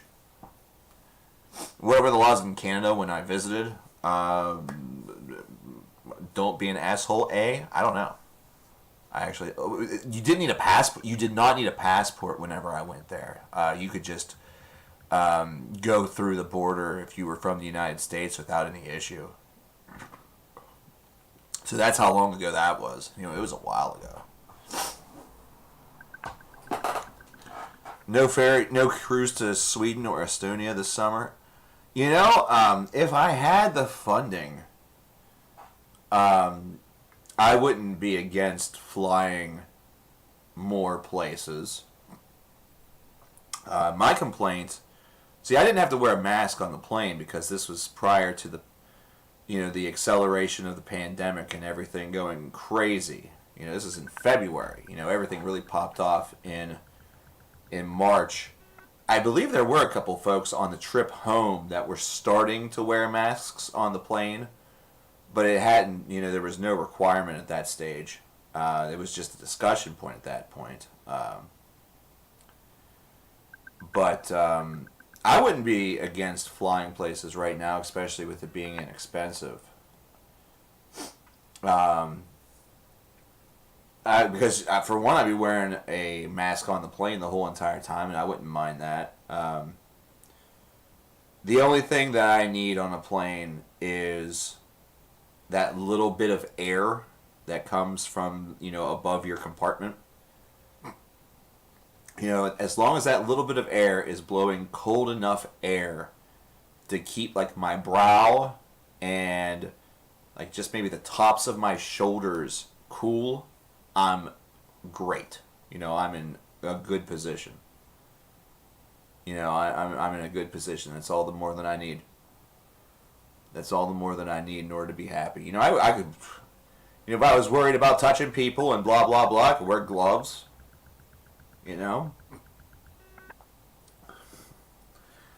But in many cases, whenever I first get to my destination, a lot of times I don't use the facilities that are on the plane.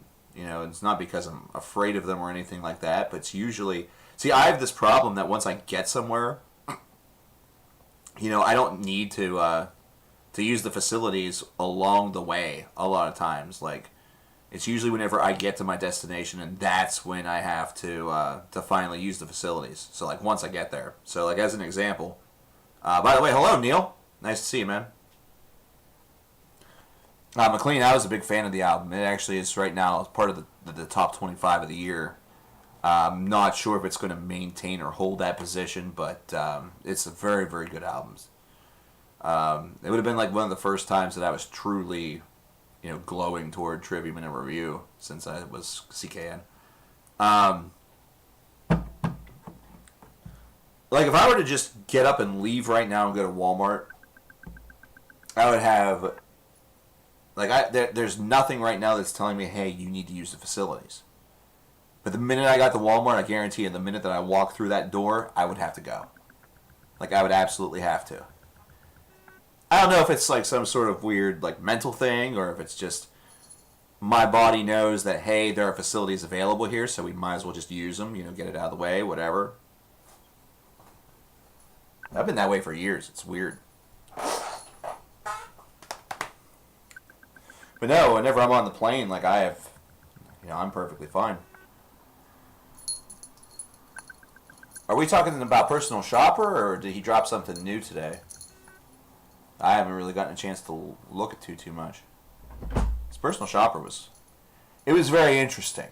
Like, that's the thing I'll say about the song. Like, it's not what he's once again showing that he's not going to just do the same thing over and over again.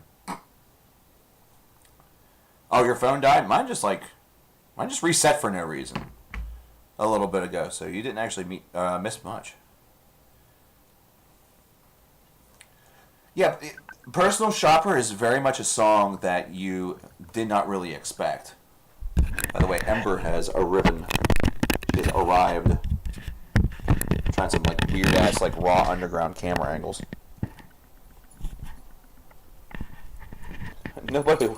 Nobody wants to actually look in the eyes of the camera. Hi. I'm following you. Make the camera into a toy. Isn't this how like all those YouTubers get popular? They just make the camera into a toy. And then, they just count their money. They just count their money after that. She was in here before I started streaming. She was asleep. She's probably thinking, hey, you woke me up to do this stupid stuff where you're talking to yourself. Oh, yeah, she purrs loudly. Have I seen the movie Cats?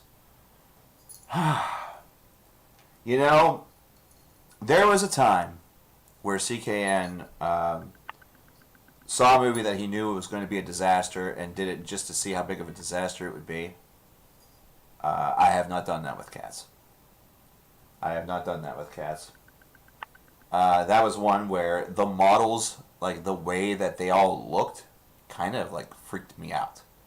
Like not in a scary way, but in a that's not natural way. Like, you know what I mean? Like, I understand that it's just, they're not meant to be actual cats. It's a representation of the play, the Broadway musical, but something about just the way it looked, it just kind of freaked me out. It was weird. It was just weird to see, man. Like Acid Bath's great. Very, very good. There are reaction videos that react to reaction. Oh, jeez. Sharknado was that movie. I have never made it through a Sharknado.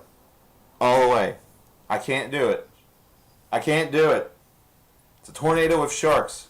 If you actually saw that in real life, your brain would not be able to comprehend it. You know, even if you saw the movie, even if you saw a fake Sharknado, if you saw a real Sharknado, your brain would just poop itself, and that would be it. You would just be done. See you later. Show's over. Good prog album to recommend. I might be able to toss you one here. Check out Mammoth by Beardfish. Check out Mammoth by Beardfish. If that doesn't fit your fancy, go and check out some 90s era Marillion with This Strange Engine. Scope out Wounded by Enchant. And then, once you've done all that, mein friend,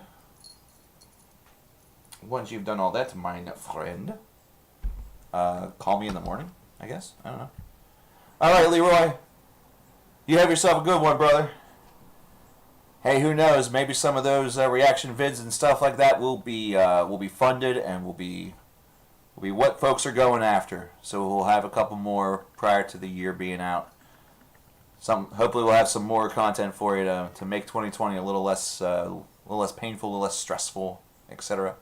iRobot by the Alan Parsons Project, going all the way back. Nicely done. Nicely done, sir. Do you have a good day, Leroy? We'll see you.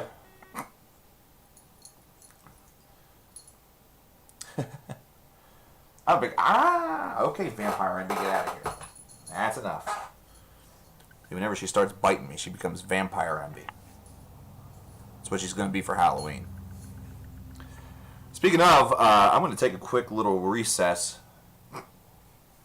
Just a couple of minutes. I will be right back. I have no dogs. I have 7 cats. I'm not against dogs. You know, sometimes I give them shit just for fun. You know, I'm a tongue-in-cheek dude. But, my favorite movie of all time is, wow. The Devil's Advocate. There we go. I had to think about that for a second. You ever have one of those moments where your brain knows exactly the information that you want to disclose to somebody, and then it just takes a massive, like, poop? So basically, like, it just forgets everything. Oh, you know what? I do have a good idea here. I'm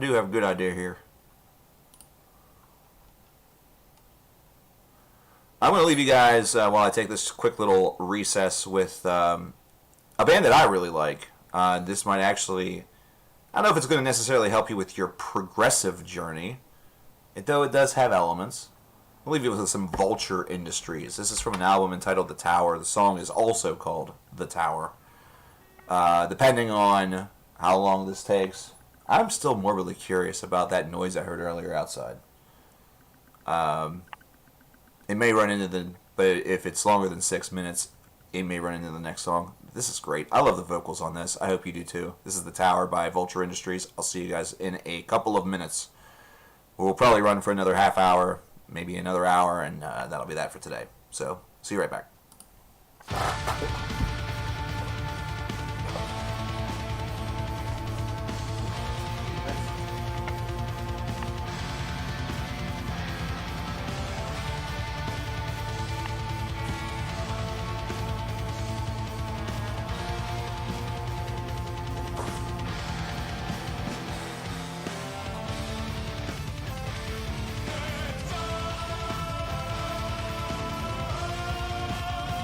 Well, it's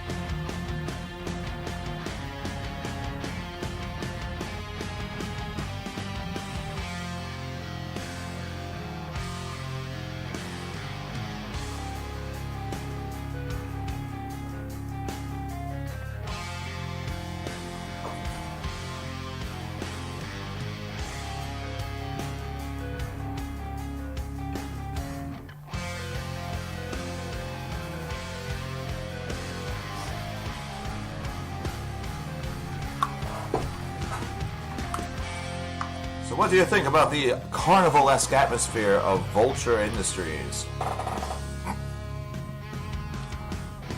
The very carnival-esque atmosphere gained by this album. Oh, by the way, I found out what the noise was. One of my neighbors that is a couple of houses above me on the other side of the road has a couple of those like reflector lights, those small like little reflector posts. You know, they're not like full-fledged like concrete posts, but instead they're like those more reinforced plastic ones that you stick in the ground, and if you run into them with a vehicle, you're going to probably scratch your car up pretty good. I think that's what somebody did. I think that's exactly what somebody did, because they were dented out of place, and the neighbor was kind of looking at them like, the fuck? So, looks like, the street that I live on is pretty narrow as it stands. If a car is coming upward and downward at the same time, they do kind of have to like be very, very careful not to hit one another. You know, it's a very narrow street. Oh no, wasn't there? No. I would be concerned if it was her, because that would have meant that she was home from work early, and if that happened, that meant something bad happened. She might have some news coming in a couple of weeks, so I'll keep you guys informed on that. My Dying Bride will occasionally use violin. Mia Blue Scars will sometimes use it. You'll see it more as a secondary instrument. I have heard it in Soulfall albums, especially from the latter parts of the 2000s. Those albums are very hard to find on, well, you can probably find them on YouTube. You can't find them on Spotify, like Black for Death and Red for Fire. Those two albums you cannot find on streaming services, but I'm sure you can find those lingering around on YouTube. They use them in occasional songs. It's not consistent.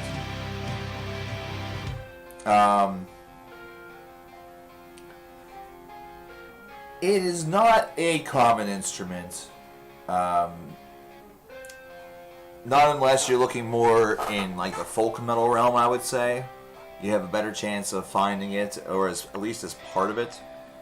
You know, I would say that it's got about the same frequency as maybe a saxophone, or, you know, with folk, you'll hear a little bit more of string instruments, or some very random drops, like, especially with some European metal, you hear glockenspiel happening from time to time. You know, you can hear that with like UK Prog with Marillion on some of their millennial releases.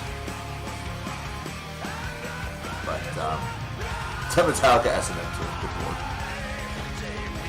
I've been seeing something swirling around. This is not metal.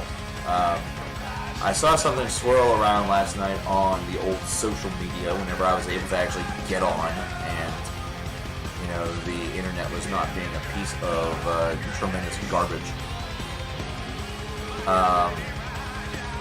There was some sort of like island getaway for 30 Seconds to Mars fans that was $6,500, and people actually paid for it, and now they're calling themselves a cult.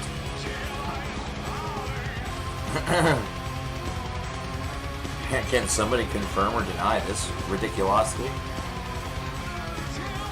Like, why would you want to be in a cult that involves the dude from 30 Seconds to Mars?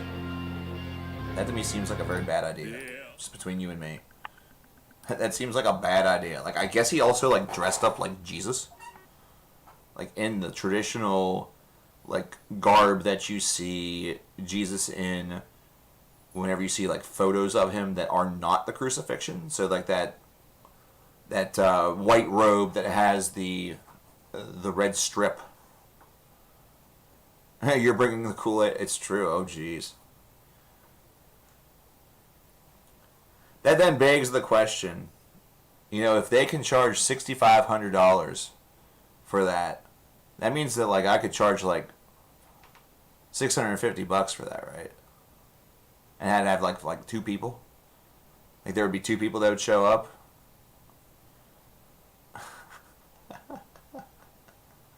The cult of CKN doesn't exactly sound all that great. Like you can't even modify my name because then it just becomes Cult Killer Nation, and it seems like that I'm killing cults. I'm a radicult. You know, kill a cult, kill a cult, kill a cult.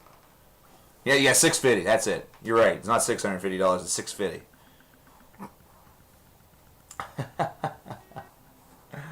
Oh my gosh. That's crazy. But that's what bands are doing these days, you know. Whenever it comes to creative marketing, that's what a lot of stuff. You know, we've had those festivals. There's 70,000 tons of metal. You know, that is the very, very successful gimmick that has really gotten over well. And those cabins have been, those cabins they start I think at like $1,000 or like $800, something like that. It's pretty expensive to go on that, but you're getting great value from it. You get a great concert, you know, with multiple bands. And you do actually get, you know, you have to fly down to Florida and you go to islands and stuff like that. You know?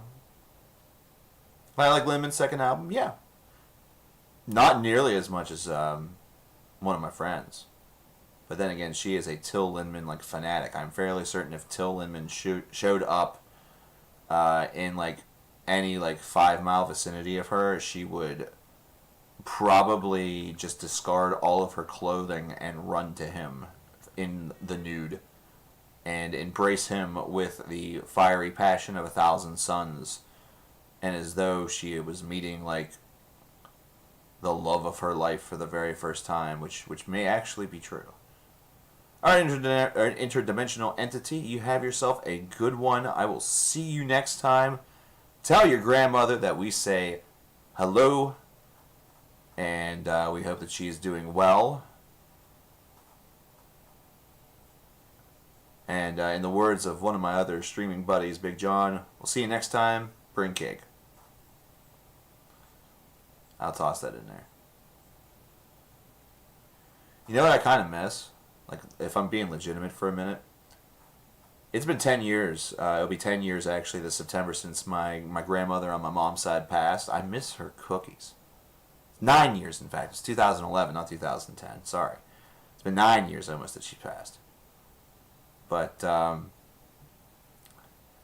yeah, it's, I miss her cookies. Like, her chocolate chip cookies or sugar cookies, whatever it might be. Like, really anything she made was always freaking boss. It was incredible.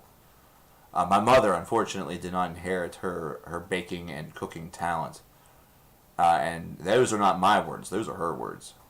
Whenever my mom makes stuff, it's pretty baller, too. It's, like, pretty good, I gotta say. Like, there's never really been a meal that my mother's ever made where I've thought to myself, wow, this is the worst. You know, this is the pits. It's all been good. You know, she's highly critical of herself whenever it comes to that. But, you know, really for me, it's like, if the food's edible, then I'm there.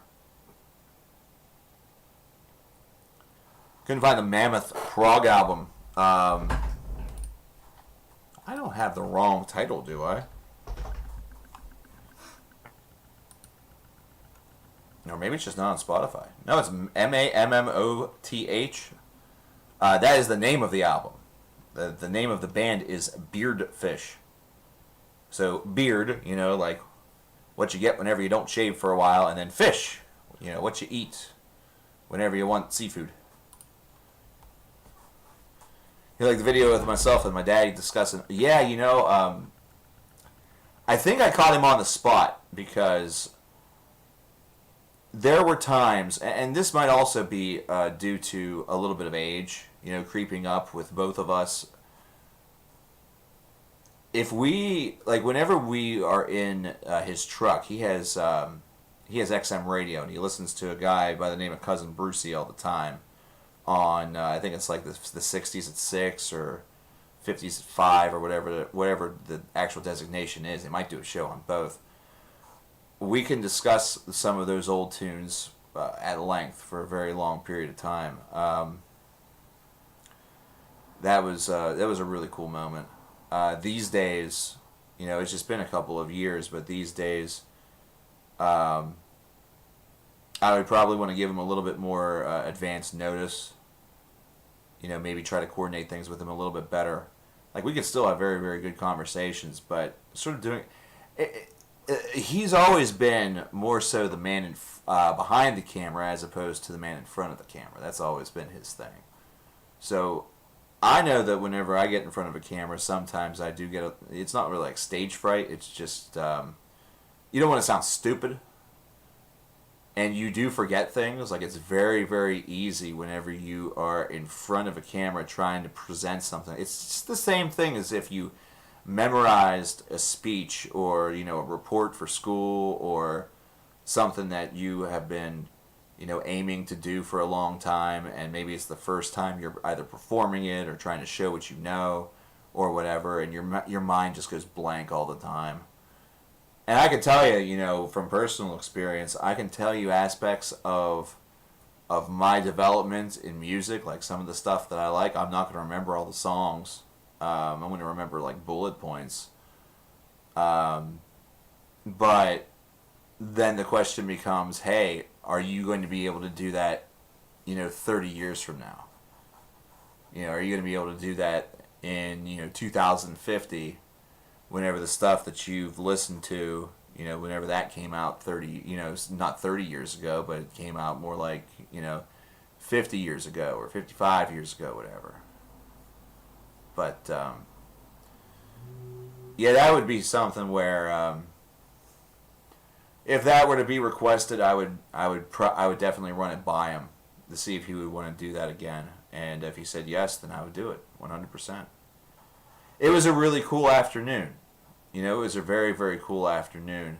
And once we got started, it was a good video. I'm still very happy with the way that came out. And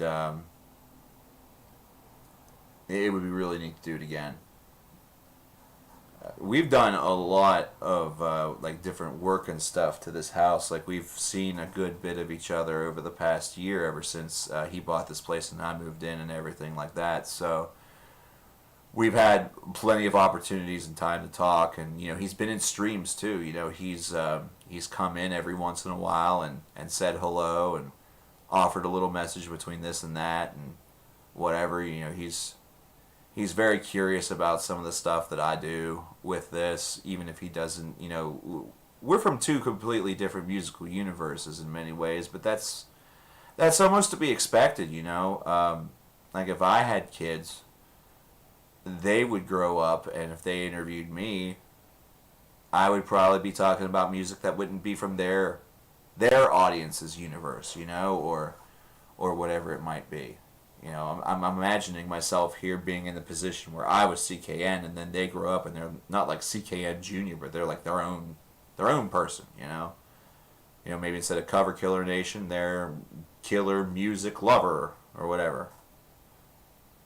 If I heard Venus by Hamina, yes, yeah, I actually own, I believe, all of their albums, mostly because they've been sent to me by Doug. Personally, with each passing release, that's a partnership, a friendship from being CKN that I really treasure. I love that friendship quite a bit. Alongside my friendship with Greg Massey from Ballaset, formerly of Modeling of the Well, who now is also live streaming. He does streams over on Twitch, usually Sunday afternoon. And you can find him easily on Facebook just by looking up his name. Those of you who are Modeling of the Well fans, there have been a couple of really cool partnerships that have occurred because of the channel, and there's been a lot of appreciation showed toward me, which, I'll be honest, has always been kind of weird. It's always been kind of weird for me a little bit, because I feel like it's me that should be giving appreciation to the musicians, because they are the talented bunch that are going out there and, they're in the studio crafting this music that we really, really love and, want to share with the world and, are glad to have in our lives. And at the same time, it's like them saying, hey, I think you're great, thanks for that, thanks for this, appreciate the high praise. It's like, dude, like, I don't know what to say to that, so I just say, no, thank you for the amazing album. That's all I can really think to say. I think I stink too, man. I think I stink a lot. Ooh, I stink really bad. I got bathed tonight. That's gonna feel nice. I don't want to though, because that means I'm gonna ruin the shower and the bathtub that I just cleaned and made all pretty. I'm gonna have to go in there and have to ruin it with my stank. I'm gonna make it all stanky again. Maybe I have to clean it again afterward. Just go in there, just get naked, and all the stink just explodes.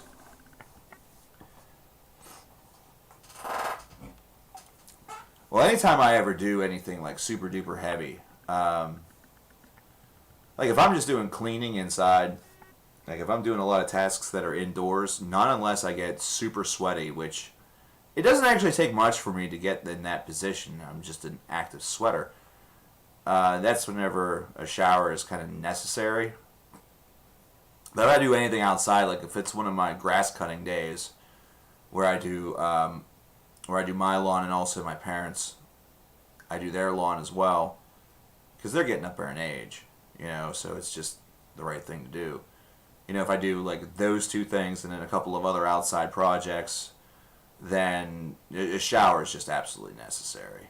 It's just so necessary.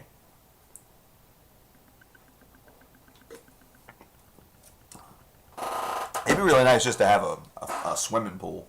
Whenever it was really hot last month, I thought about just going out there with my shovel and just digging. And then fill it up with water and bam, swimming pool. Maybe getting a couple chlorine tablets, just dropping them in like they're Alka-Seltzer tablets, Purify that shit.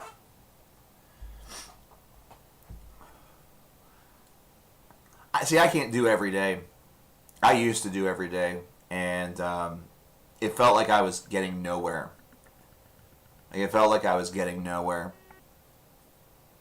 So, once every 2 days for me is fine.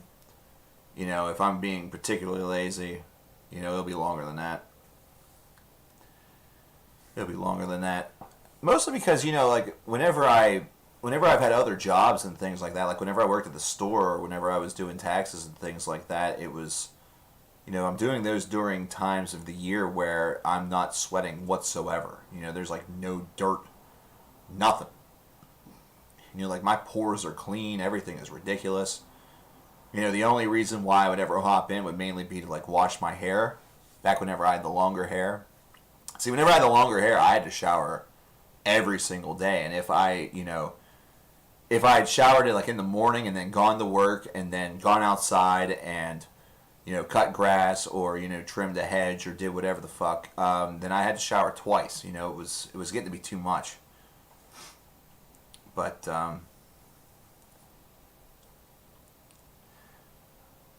it does be warm where I'm from. It can be, yeah. Favorite drummer? Neil Peart. Not only because of his work with Rush, but also his influence on so many others. So many other drummers out there. But, yeah, it can be very warm here during the summertime. It really can be, it has the capability to be warm here at any point during the year, but, the summer is whenever it's consistently warm. Last month, and for other corners of the country or other corners of the world, this isn't warm whatsoever. But we had a very long stretch of 90-plus degree temperatures during July. Heat indexes in the 100s. Very high humidity. It was sticky. It was gross. It was, you could feel. You felt like you had additional weight and pressure on your body whenever you were outside, no matter what you were doing. Like those are the days where if you had outside projects to do, you planned in advance to do those projects in the early morning before the heat of the day came. And if you did not do that, then your best bet was to do it right before the sun went down. You know? Like if I wanted to do like those outside projects, cutting grass, trimming hedges, just, little outside projects maybe with the house, maybe you do a little painting or, whatever it might be, or gardening, gardening's a thing, but, you just had to plan for whenever you did that.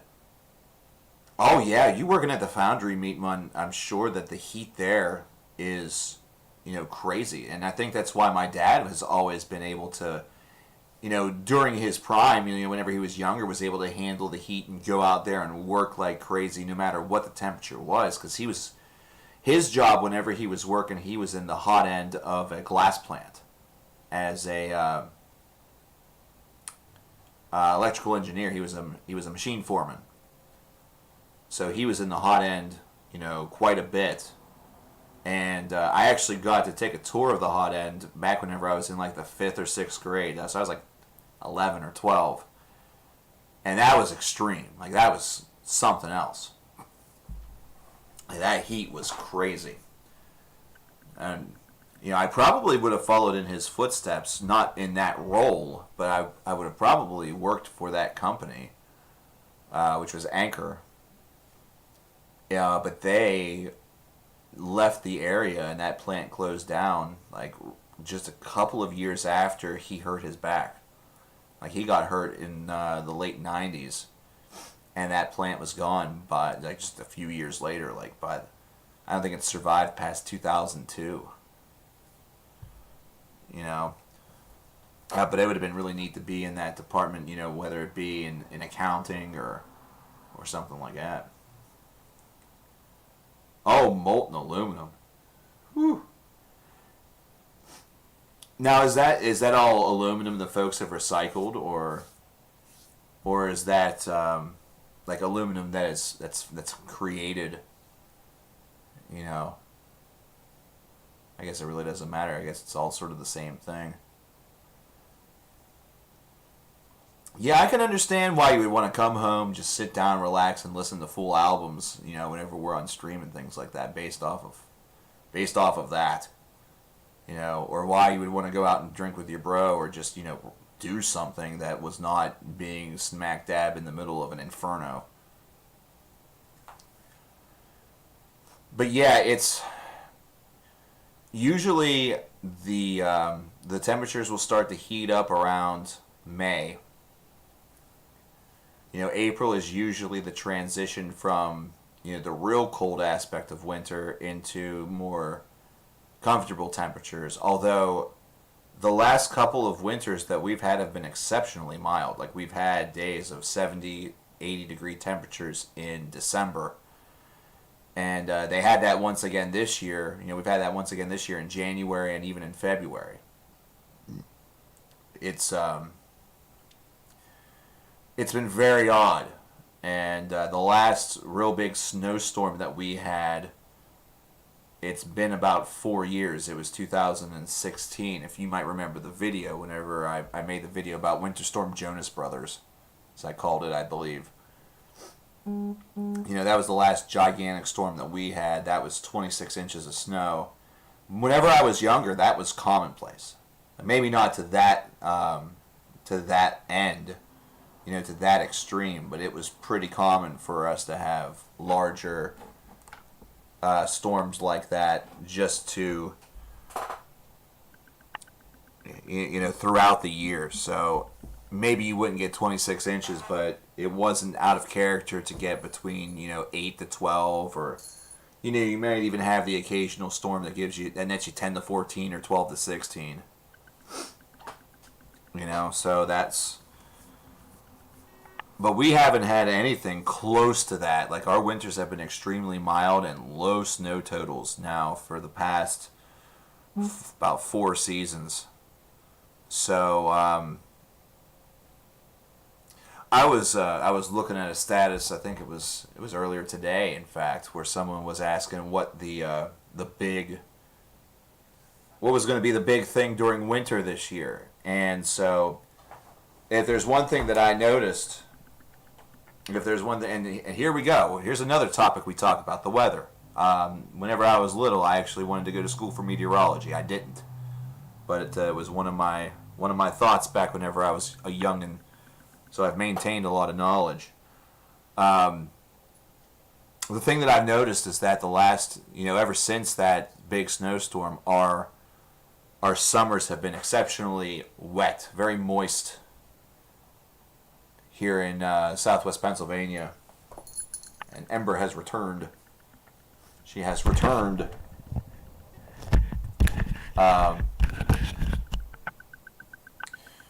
So, as a result, our winters have been mostly dry, or have been, mostly rainy as opposed to snowy. And we have had very little rain this summer. And it's been powerfully hot. Hotter than usual for longer periods of time. So I would not be surprised if we ended up finally getting hit with a bad snowstorm this year. That seems almost, likely. Like, we can't dodge bullets forever.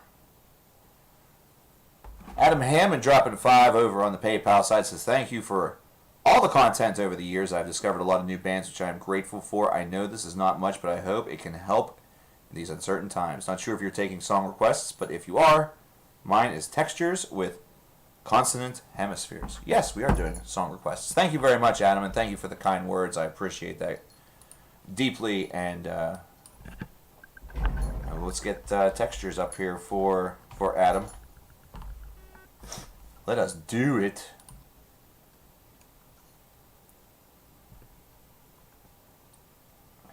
I'm just hearing this purring that is happening.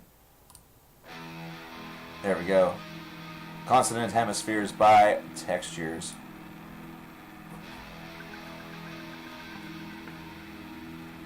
Hopefully there's rolling blackouts at your founder so you don't have to use any vacation days. Yeah. Yeah, that's... in these... this year it's... we have like a new appreciation for working, in some ways, but in other ways, this year has been an even larger exposure to just how much more work needs to be done in order to get workers, to treat workers better and to show a little bit more respect. Like, there has been so much of a gap, a natural gap, but also an unnatural gap between those at the very top and those who are doing the brunt of the work. And there's been a lot of exposure of people that have desperately, sort of deserved hazard pay, or, really should have gotten some sort of additional help based off of, not having, they didn't have the choice to not come to work. You know what I mean? So it's just... there's been a lot of things that this year has shown us as workers or as people here in America. And it's not really surprising that we are so we're so angry as a country, or we're just not happy with anything, or it seems like we're not happy or respect anything. There have been a lot of things that have happened that consistently prove that the claim that this is the greatest country on earth is a bunch of bullshit. It's the greatest country on earth if you happen to be in the right position. But for many people, it certainly doesn't feel that way. And I think that's what's forgotten a lot. I think that's what's forgotten about, is that we buy into the lie so often. And we do so, I think, largely based off of forgetfulness that other people exist. We do not acknowledge the struggles of other people. We are very much looking out for number one, and we're kind of taught to do that, It's not a very communal country. even with all the claims that we are. But, you know, I think some of the things that were started this year will be going on for quite some time, and hopefully it does lead to some real change, but I have my doubts. You know, every single time I get excited for things like that, it leads to nothing. Because a lot of folks want to do that. A lot of folks want the change to come while they're sitting conveniently behind their computer calling for it. And that's not how it happens. I don't know if we're having some issues or something. I've seen that things have been going up and down. The view count went from 0 to 14 to 30 to it's just freaking out.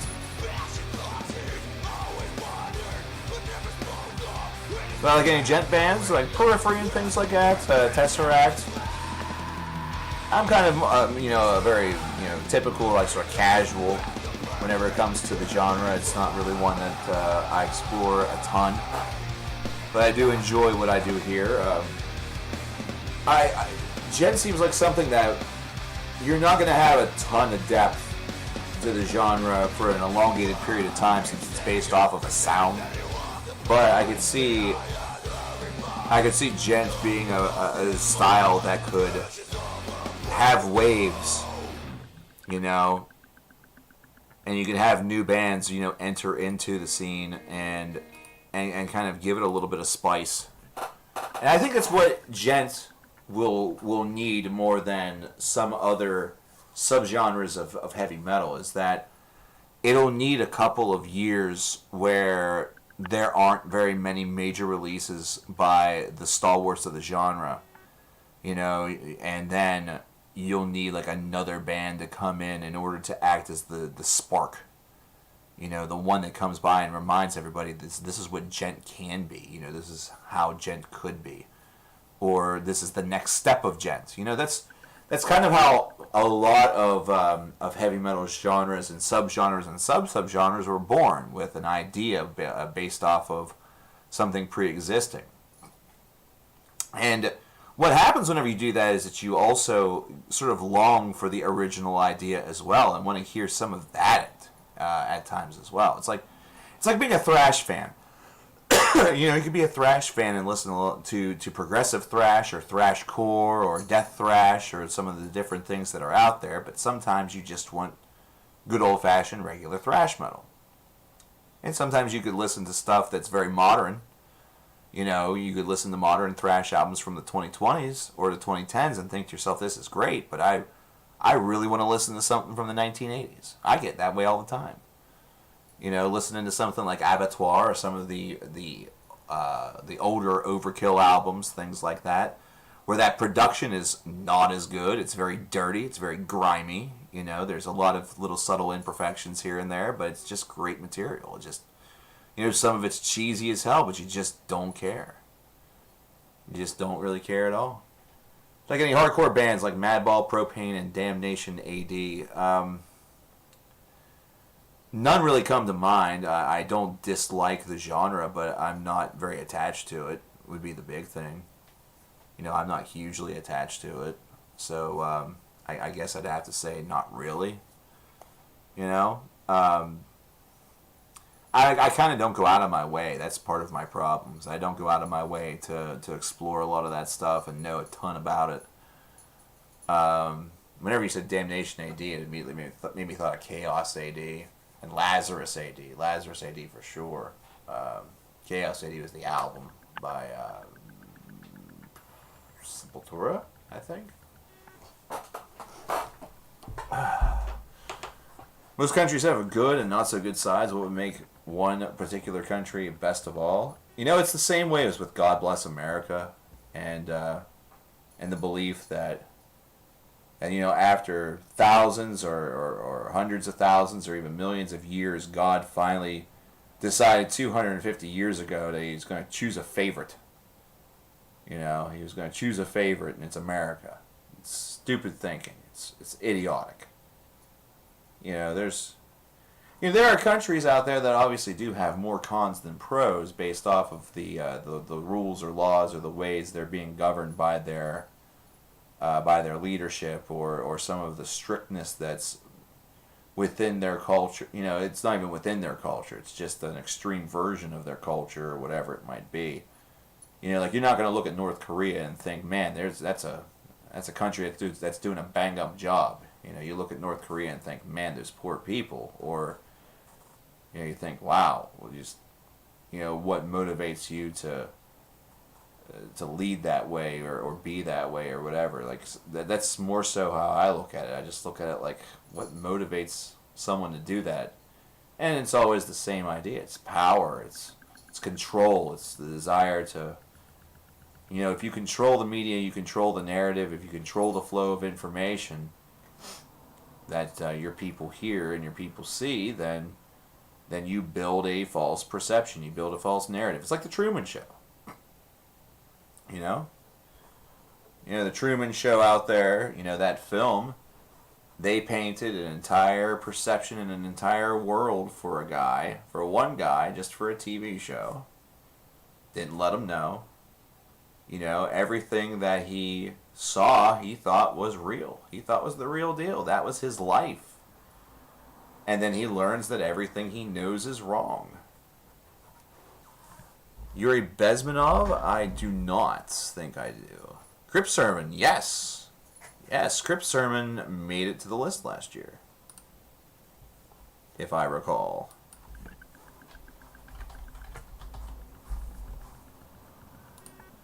I said everything he knew was wrong, so now I have to listen to Everything You Know Is Wrong by Antimatter. This very, very moody song. It's my favorite non-English speaking band. I would say Moonsorrow is up there. Randall McDonald's with the 80, the No K80. Says you deserve at least 100 times more viewers. If only people knew about this channel. Song request The Secret Part 2 by DGM. Truly amazing song. Will do. Will do, absolutely. No, Weird Al instead, please. But yeah, like, it's just such a wild... It's just wild that that movie is seen as like this extreme scenario, but yet it is a scenario that is very real. You know? And there were folks that were questioning a lot of those things, whether it came to America or whether it came to other countries for a long time prior to 2020. But 2020 has brought out a lot of paranoia, a lot of fear, a lot of conspiracy theories or different wild, wide-eyed, radical ideas about what's been going on, what's been happening, what's true, what's not. It actually. For those who care very, very deeply for all of those topics, I can only imagine that it's creating fierce amounts of confusion, but also anger and a lot of other different emotions. But China virus is the biggest hoax in history. I wouldn't. Nope. I would disagree with that. There's 170,000 families in America that would probably greatly disagree with you. Worldwide, there's close to 1 million.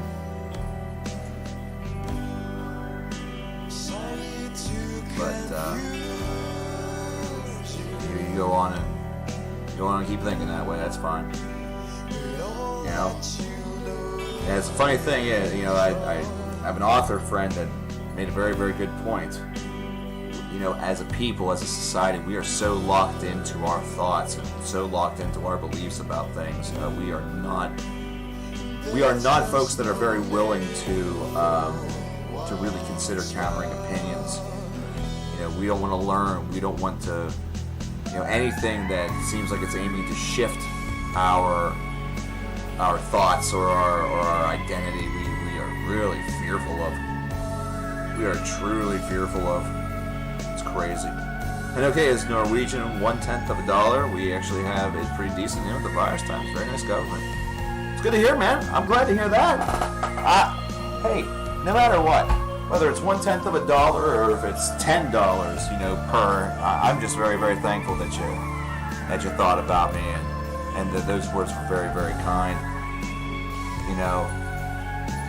Not every stream maybe goes into this layer of depth with some of this stuff, but a lot of them do. So I could sit here and I could talk to you guys about music for 2 or 3 hours. But that would make me seem more like a character than an actual human being, you know what I mean? Like even if you listen to any podcast, you're getting some of the humanity of that person that pops out. This isn't meant to be a news show. This isn't meant to be Eddie Trunk. Here's The Secret Part 2, by the way, by DGM. That's not what's really meant to be. That's not really meant to be what happens here.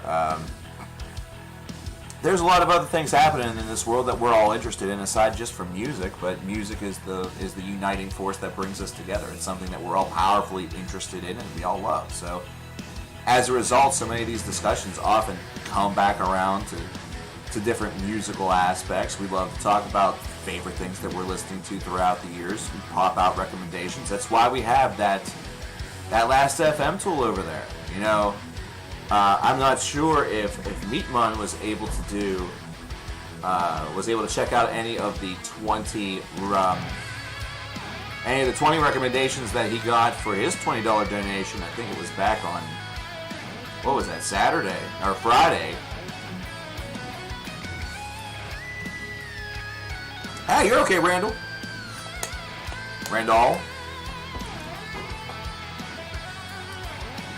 So I'm not sure if Meatman had a chance to check out any of the 20 that I gave him, or if he even wrote them down, but I can certainly pop you a couple recommendations, dollar per, in a neat little way. And it might not even be metal. Because remember, I had to scrabble all that horrible now shit. I had to scrabble a bunch of stuff that I listened to while I was at the store. You might even get recommended Justin Bieber. He's on there. I had to scrabble that stuff, man. I had to do it. Accuracy is like one of those things that nitpick at my head. Like what I got there, it's not nearly everything, but I can't remember everything. I'm not some clairvoyant that has an eidetic memory. Yeah, that voice is incredible. I actually don't know if I have Madonna on there. I think I avoided Madonna. I avoided Bitch I'm Madonna, and I think I somehow may have avoided that. I don't know.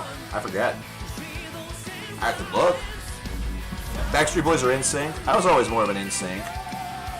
Mainly because I'm a big Justin Timberlake mark. See if I've ever listened to any Madonna. Does this ever happen? Oh, this might have gotten, bad song stream might have happened. Nope. Not a single one. Not a single song. What about Britney Spears? Any Britney Spears? One Scrabble of Britney Spears. Aguilera, let's check that out. Why not? No Aguilera. How about Jennifer Lopez? Nope, no Jennifer Lopez. I'm going to go back and go to Mariah Carey. There's got to be at least one Mariah Carey, right? Yes, there is exactly one, which is honestly embarrassing, considering whenever I was in the 90s, whenever I was growing up, I had a big-ass crush on her. Then again, who the heck didn't at that point? Who did not at that point? As a bathroom down? I'm actually going more down.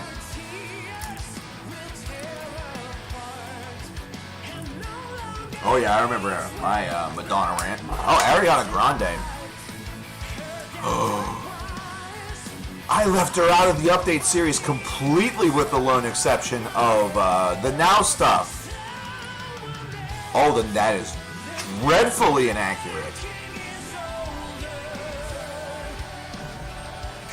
I think the answer is going to be 7 for that. It is 7. 7 Scrabbles in total. She is looking good in that photo. My word. Not often do I, you know, show that side of me, but oh boy, when I do. Rather Madonna than Britney,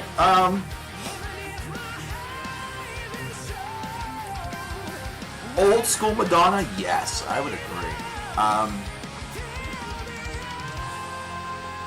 The stuff that Madonna released in the 80s was actually pretty decent. And of course it was, you know, once you got to like the late 80s, early 90s, it was considered very scandalous. What I think of the new Lady Gaga? Didn't listen to it, actually. I haven't listened to the album yet. It's no longer a requirement. I no longer have to do it. Yeah, DGM is...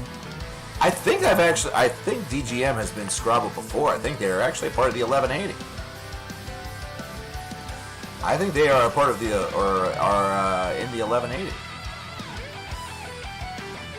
Hidden Place. Let me see if I can confirm this. That name sounds tremendously familiar. I remember where I left off with Maze of Torment. I don't care. I will find it eventually. Let's see. DGM. That's DI. HIJ. Just kidding.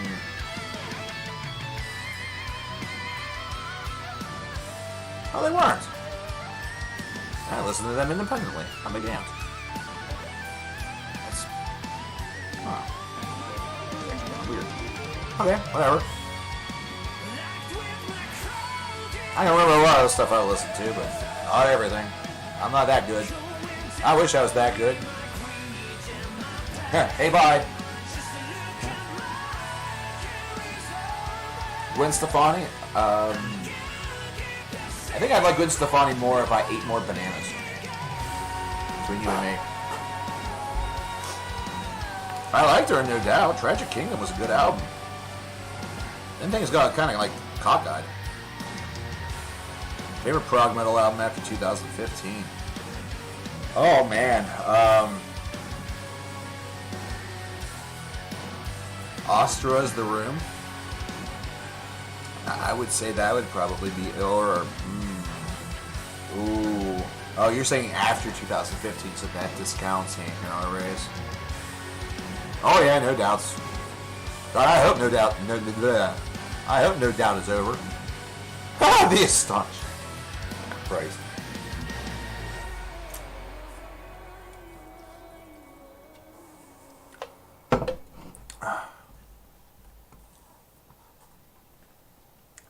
So again, do you think The Mantle is perfect, or should there have been one more vocalized song? I think it's fine the way it is. I think that album is sterling the way that it is. Why do I hope that No Doubt is over? Because their last album was a tragedy. That comeback album was an absolute tragedy. It was a... that was 100% a cash grab. That's all it was. That's all it was. And it was a very bad one. God damn it. I just realized we played that at the store to piss. You guys are helping me realize things that I needed to put in the update series that aren't there. Well, guess what? It's so close to being done, the update series that is. I don't care. It's done. It's not going to happen anymore. Oh, boy. You better not have recommended something from the Astonishing Pal. Or else I'm about to astonish you by, I don't know, saying thank you.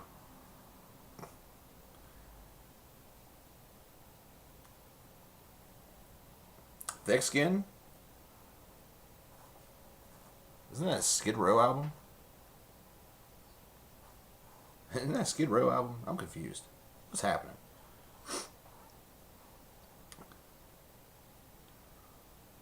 Got $16 from our beloved Meatmun. So he wants to hear the Vestige of Thorns, figure out who. Plus this for after the stream as a way to dip your toes in. So, what? click on that link afterward.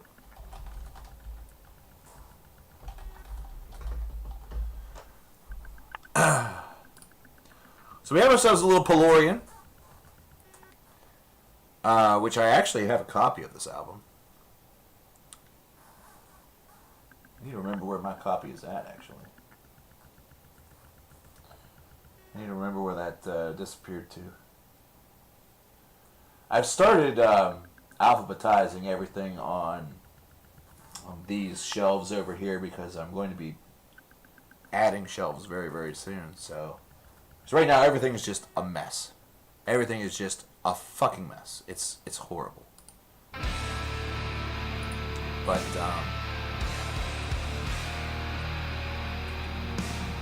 too bad you don't do reviews anymore. I would have loved to watch a review for the new Lamb of God album. I'm starting to learn that if I would have done a review for that album, it probably would have done quite well.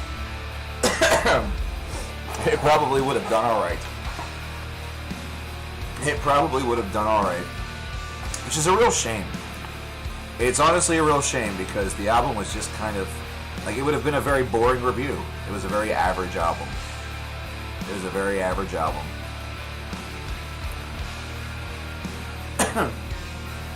If I had to re-rate The Astonishing, it would be a 13 out of 30, you're guessing. Are you wrong? I actually don't know. It's been so long. I'd have to re-listen to the album again, and I have better things to do with 3 hours of my time. What did I rate Disturbed's Evolution? That was back before I was doing... oh no. Oh, what have I done? Oh no, what have I done? What have I done? Oh god, what have I done? I should have just said nothing. Lang Noogie Critic, what's going on? When did I rate the Evolution? I don't even remember. It's been years and years. I used to have lists of all this information, but I don't anymore. I don't anymore. Oh, bloody... oh, hunting season. Yeah. We are probably going to go for probably the length of this song, and then I'm probably going to head out for the evening. I wanted this stream to be a little bit shorter because we have a big day coming Saturday with viewer Videomania beginning. So that's what we are going to be doing for that. My recommendation would be, if you want to know what I wrote or what I rated that, watch the video again. Again, that's not me like shamelessly self-promoting my stuff. But if you all wanted to go on like a massive CKN binge watching marathon, go right ahead. I will not stop you. I will not tell you no. I will not tell you no. Although there does seem to have been a little bit of a revival and a little bit of interest in the videos ever since I started streaming again. At least I've been getting more notifications about it. Godsmack always sucked? I would probably disagree with that, actually.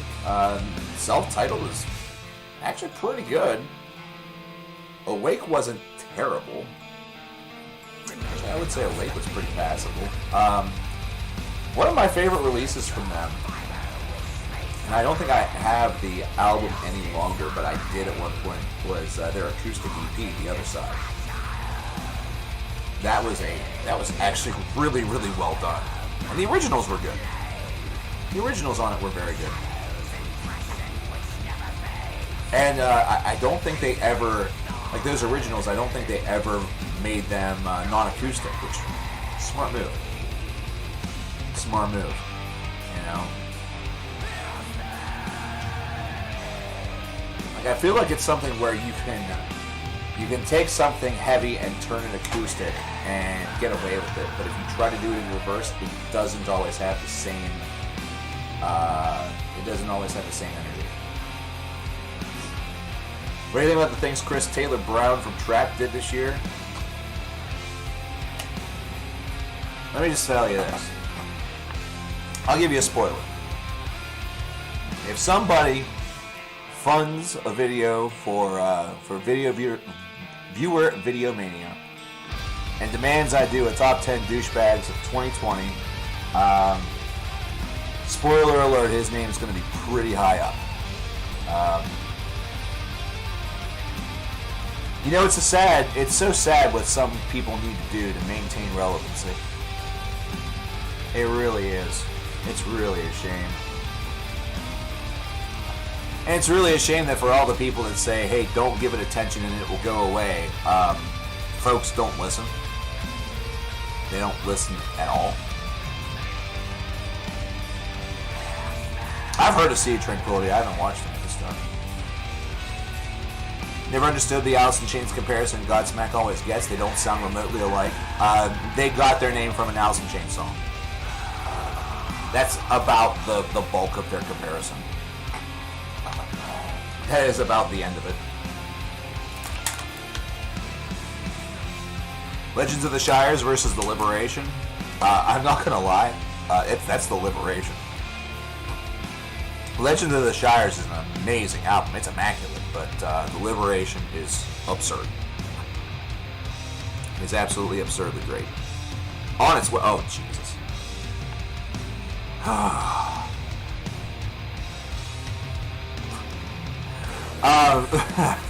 You actually enjoy some early Escape the Fate? If I'm being real, I don't mind it. I really don't. Whenever I was, I talk about some of the folks that I've dated in the past, and how that sometimes the person that you're with can have an influence on what you listen to, and sometimes it can help you have find new appreciation for things you otherwise may not have explored on your own. In fact, we talked about it earlier whenever I was showing you those burnt CDs earlier, where she had burnt Say Anything for me, which I don't think I've touched that thing in 12 years. But Escape the Fate was, I think, another one of those. It was a band that she liked. Kill Hannah was another one. Seo Sin. I'm going to try and see if I can list off as many of these as I can. Avenged Sevenfold, obviously. Pinkly Smooth. Oh boy. She was into Paramore, I think, a little bit. Like, whenever the first album dropped, there were a couple of others that, right now at this stage, I've spaced whenever it comes to those. Alisana. I should just think of bands that we saw live together. Actually, that's not helping whatsoever. That's not helping. Have I heard the new Trapped album, Shadow Work? Oh, Christ. No, I haven't. Why did I say that? No, I haven't. No. I don't even want to give them like a fraction of a penny, really. And it's got nothing to do with like political ideals or this or that or whatever. It's just I don't care. Like I just don't care about Trapped at all. Like I would be remiss to know, because I don't actually know if I look through all of those burnt CDs, maybe I would find a burnt copy of their very first album. But I don't even think I have that. You know what I mean? Like, I don't even think I have what the fuck.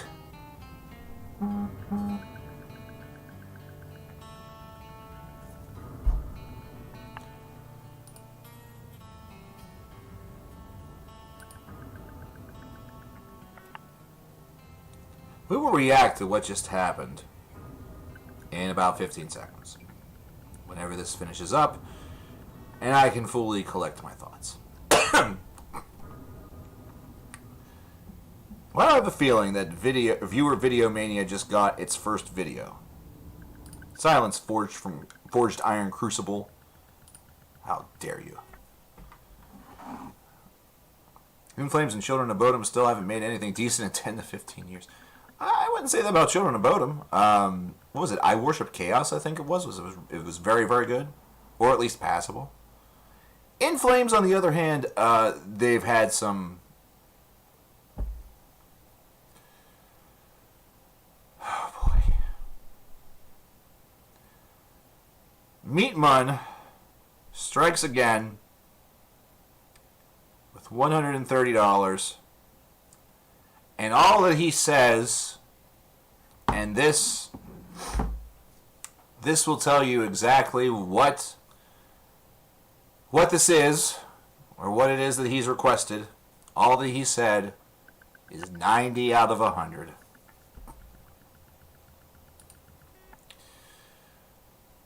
I am never going to live it down. I am never going to live it down. And you know, at this stage, fuck it, I'm never going to live it down. In case you don't know what that means, in case you're a new guy, or a new girl, or just, you know, someone out there that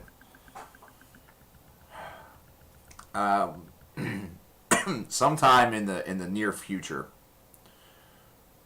we're going to be listening to The Astonishing. Because I have made the grand mistake of honestly reporting that I have not listened to that album really since the year it was released. Well, that's going to change. That's going to change. Hopefully, by the time whenever I get to the end of it this time, I'll want to go out and find a used copy of it and buy it. Because as of right now, I believe it's that album and Distance Over Time. I think those are the only two that are missing from my Dream Theater, to make my Dream Theater collection. The main studio album's complete. Yeah, I did kind of ask for it. You know, my hubris is constantly my downfall, and well, here we are. But I will say this: thank you very, very much, Meatmun. You know, he treats every stream sometimes like it's a bad song stream. No, a lot of the stuff he's recommended has been excellent. We have and it's been added to Meat Monathon, that playlist, over on Spotify. Yeah, we still have some Deer Hunter stuff to listen to. We actually have another Dream Theater album, which I thought we had done. I think we did do Dream Theater. We didn't do Winter Sun. We didn't do Time Part 1. So we have that. We have Wild Run. And now we have The Astonishing. So we do have a lot of stuff for Mr. Meatmun to get to. I think that Saturday, and actually Meat Monathon right now, 139 songs. Here's some stats for you. 139 songs, 13 hours and 6 minutes. Good gosh. Someone do some translation on that. Have I done a Children of Bodom rank 'em all? I have not. That is not one that I have done from the list I have over here to my right. Did we do Still Life and Black Clouds and Silver Linings? I believe we did that in December. I meant to look that up. I will do that while we are here, because I have a way that I can do that. I just discovered this very, very recently with Last.fm. I love the fact that I'm back on this tool, and I've loved the fact that since I've been gone, they have improved it in many, many ways. They have improved it in so many ways. Okay, so I'm going to click on that, and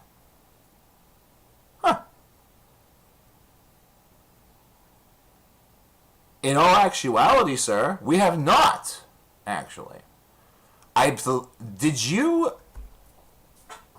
you by chance request another Dream Theater album during that month? Be it either a dramatic turn of events or the second. You had requested the second disc of 6 Degrees of Inner Turbulence, the epic, hadn't you? I think that's what it was.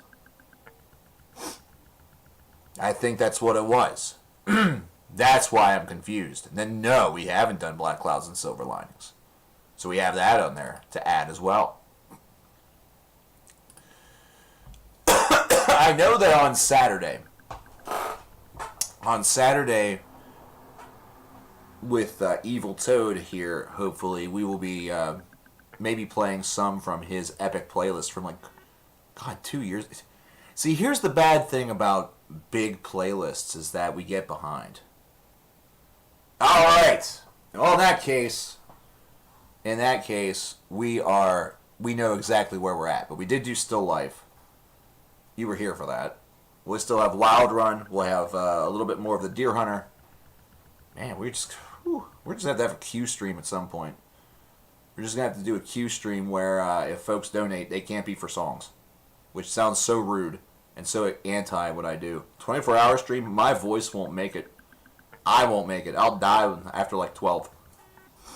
I've tried to do 24 hours and was very unsuccessful. But Saturday stream, I'm planning on that one being a longer one. I know that it says I'm going to start at 3. If you see me earlier, do not be surprised. Do not be shocked whatsoever. How much time? Let me take a look at something. Actually, let me hit the restroom real fast, and I want to look at something.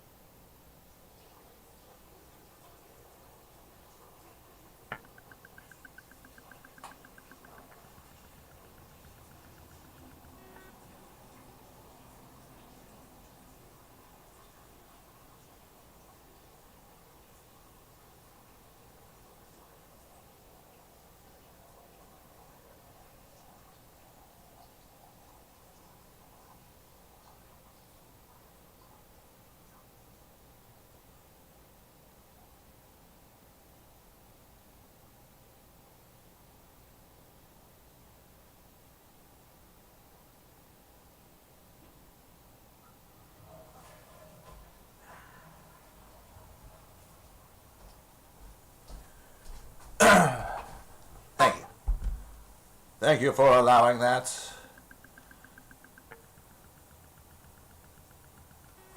We're going to listen to one of these albums right now. Guess which one?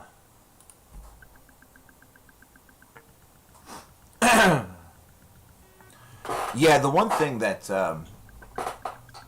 with a 24-hour stream, I don't know. Like I'm able to get away with playing a lot of stuff. I don't know if that would continue or I'd be able to have it continue. We're listening to one of the albums right now. Can you guess which one it is? Probably not yet, because it's still really, really low.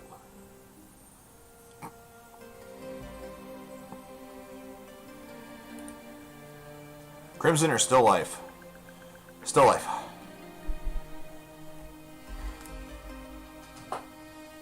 Yep, it's time. At this point, I think we should just call it time. Because I don't know if time 2's ever happening. I don't think time 2's ever happening.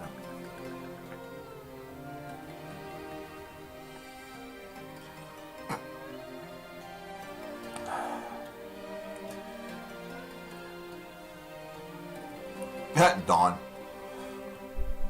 Don't think I didn't see that. Dawn.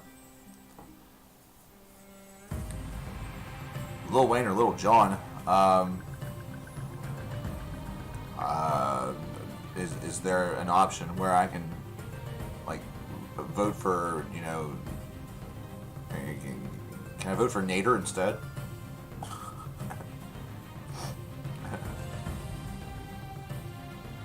You still have hope? I don't know, man. I don't mean to be the... You know, it will probably come eventually. You know, most things do. Giggity. But...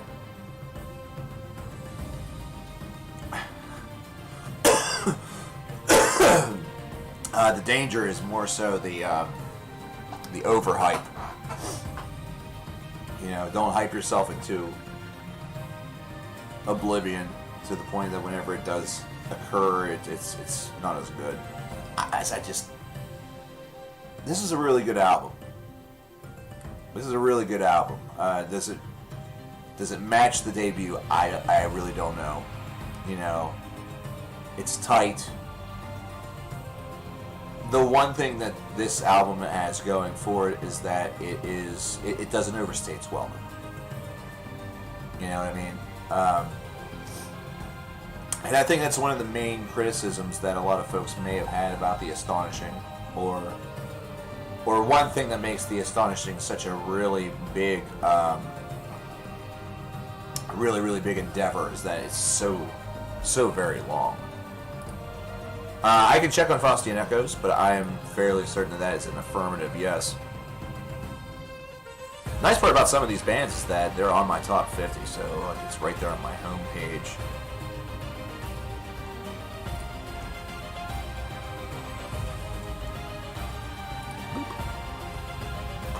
Oh, excuse me.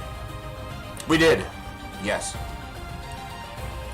I can actually probably narrow that down even to the day that it happened. I can. Yes, we listened to it on December the 14th. Neat, huh? How cool is that, right?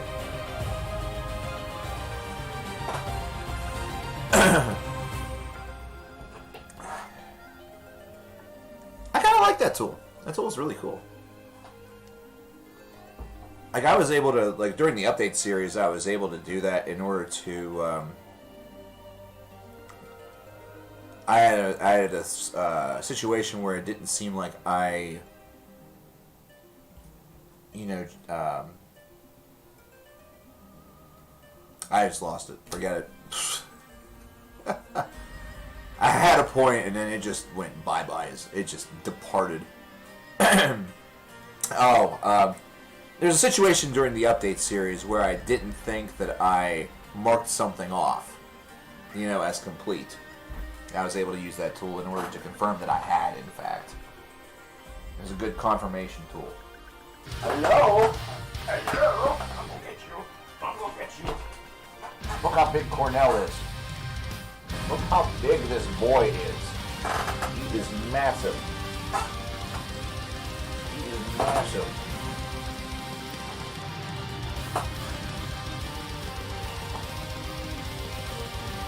He's such a big boy. This is Cornell. For those who don't know. Cornell just had himself his birthday on Monday, along with Ember, the kitty you saw on stream earlier, but haven't had Blaze yet. Blaze hasn't been in yet, but she's probably sleeping somewhere. See, this is usually their sleepy time.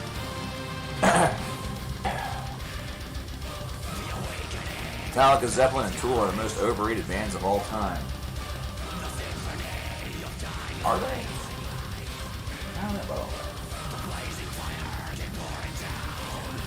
I think all those bands have kind of a lot of their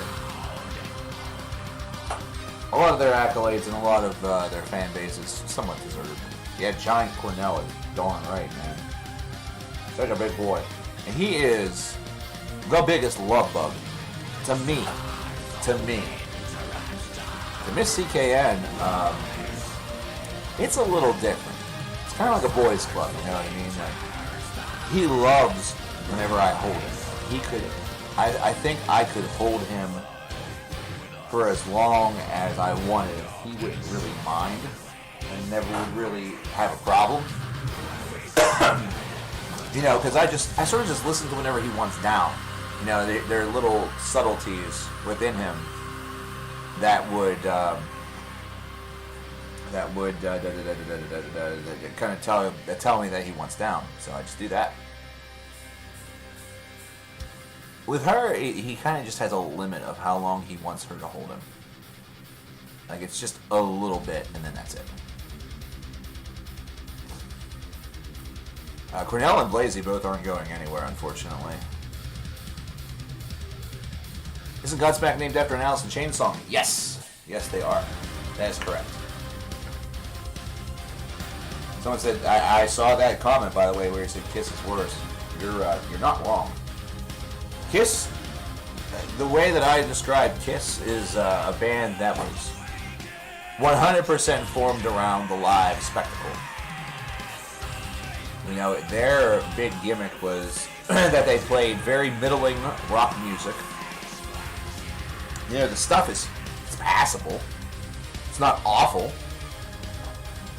You know, it's not awful rock. Aside from a couple of songs, a lot of it just isn't very interesting. You know, a lot of stuff just didn't do it very interesting. Yeah, but the thing is, Meat Mun, is that without Kiss doing it back in the 70s, you know, does Gwar do that? You know, does Gwar do it in the 90s? You know, so I do have to give them a little bit of respect. Just not very much, considering Gene Simmons is such a dickhead. You know, since he's such a jerk. You know. 70s Kiss bumps. That's cool. Hey, if you like the stuff, that's fine. That's fine. You know, it's just a difference of opinion. I don't care. I want you to enjoy what you enjoy. See, I don't want to sway you away from stuff you already like. I just want to add stuff to it. You know? You know, it's kind of like you already have a salad. You already have a salad of all the things that you enjoy. I just hope that, you know, with the videos and with recommendations, or, you know, whenever we have these discussions, that maybe, just maybe, I'm putting a little bit of cheese on that salad, you know?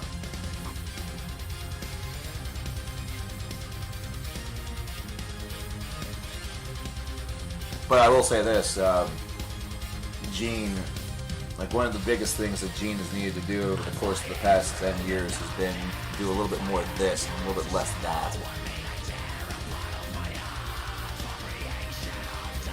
And that's something I will not be, I won't be budging on. I love rap. The N-word is extremely captivating. You know, no. See you later, Randall. You have yourself a good one, brother. I'll see you on Saturday. We'll see you next time, man.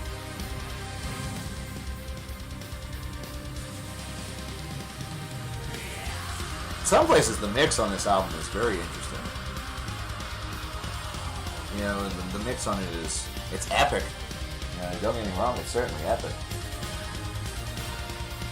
It's a very curious mix. I know I just put a Winter Sun album over here.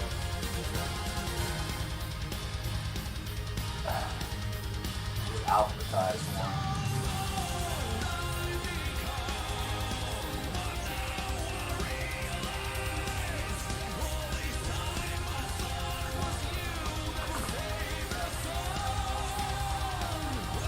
There it is right there, and it's all in all of its glory.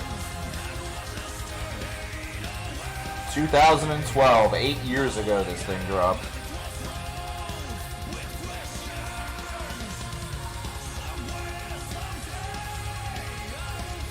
Yeah, that's the thing. If you have something, if you have a gimmick, or if what you're doing gets over and, you know, continues to get over, I mean, shoot.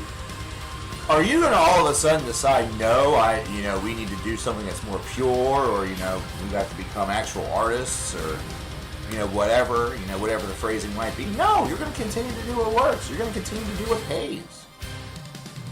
Especially if you learn, or if you don't really care about the fact that, you know, the people just want you to play the same songs over and over again, or they want you to do the same things over and over again.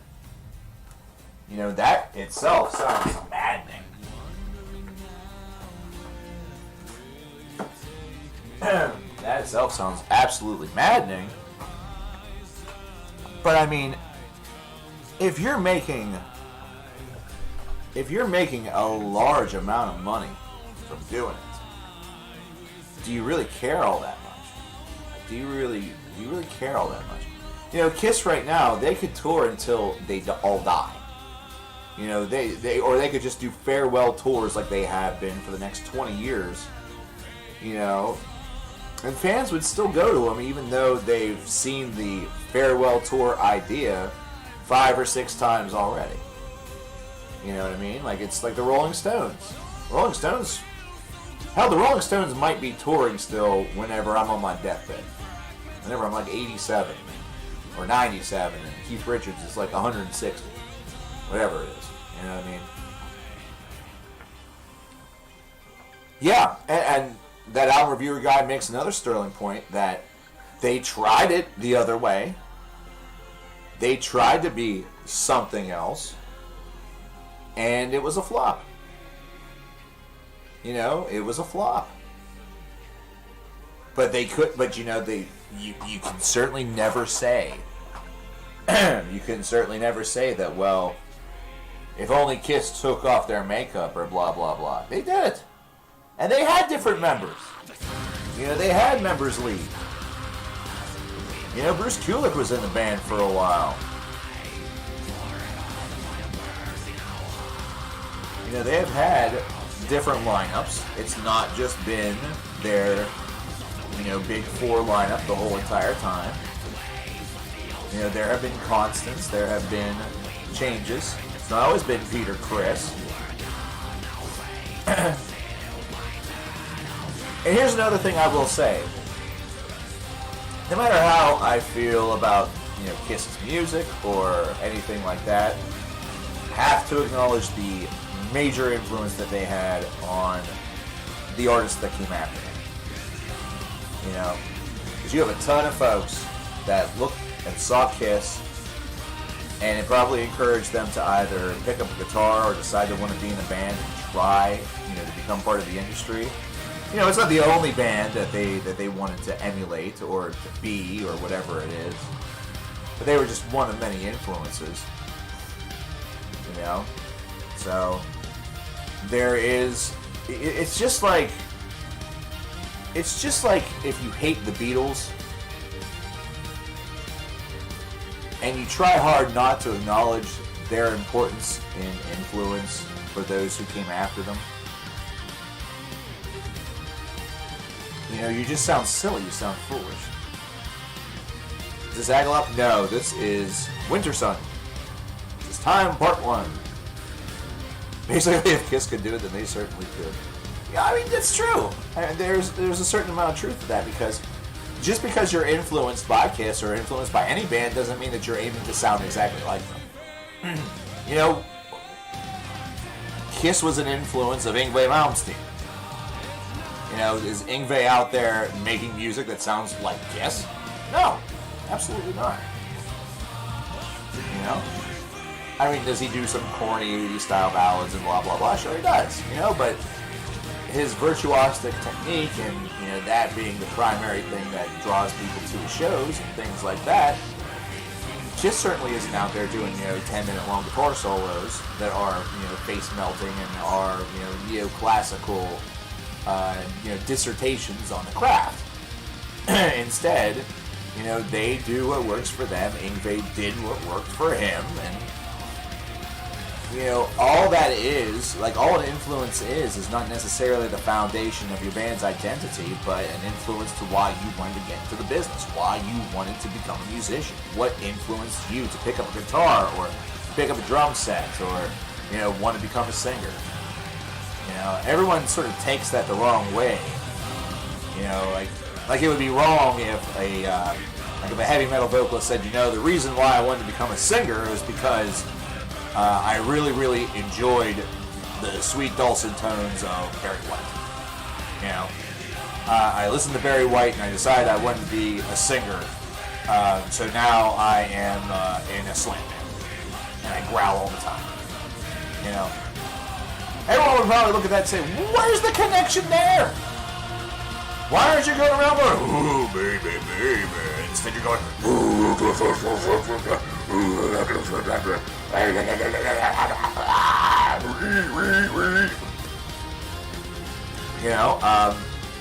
all it is, it's taste, it's what you like, but it's not necessarily going to be the style of music that you go for. It's not necessarily even going to be the style of music that you aim to play.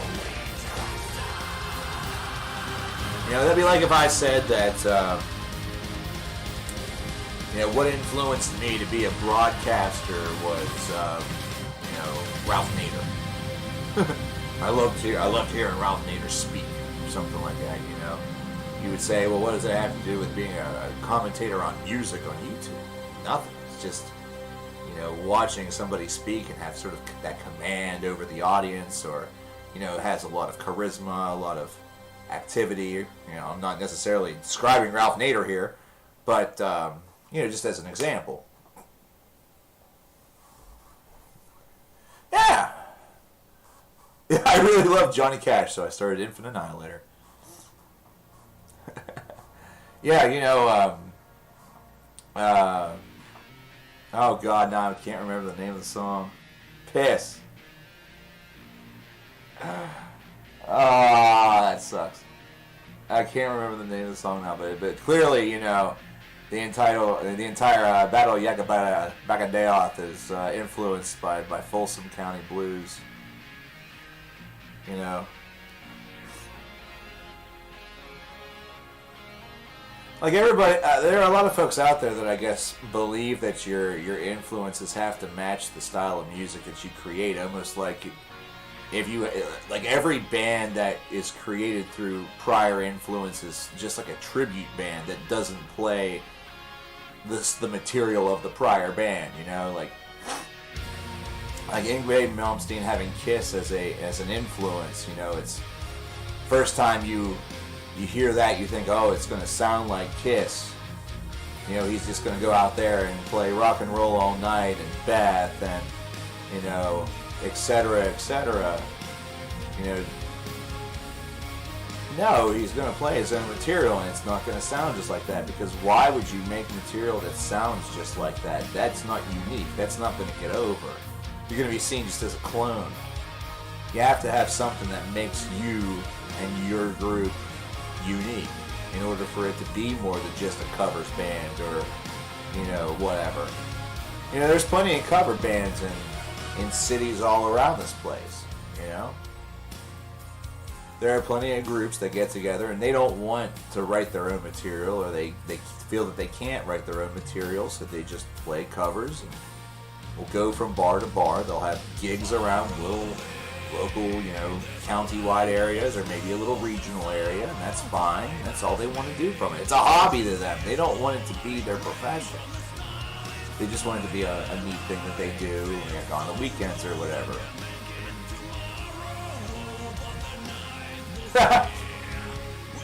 You ever listen to Annihilator? Jeff Waters is that half. Oh man, Carnival Diablos, Metal Melodies. I love that album. I love Carnival Diablos so much, brother. It's such a good disc.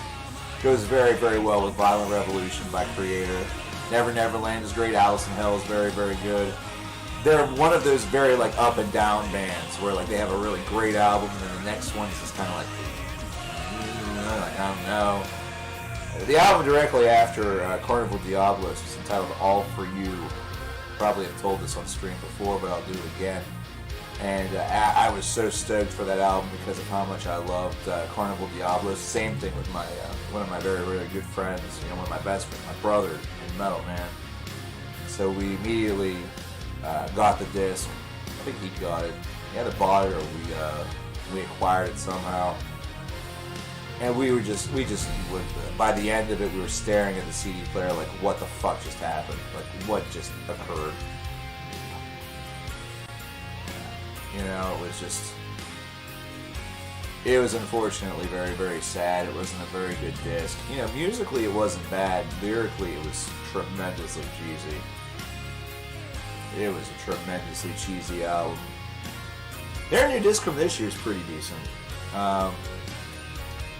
I don't think it's going to threaten a list or anything like that, but it's worth a listen. I would scope it out if you haven't already. I'm assuming since you asked the question that you knew the disc dropped and you have listened to it also. I like the new Static X. I haven't listened to it. I haven't listened to the new Static X. I didn't have much interest. My username is messed up, should say disco, but I must have muffed up, tried to change, but I guess it won't let me. Dicko Cobra 2013. I like it the way it is, dude. I like it fine, man. Disco Cobra, though, how's it going, man? How are you?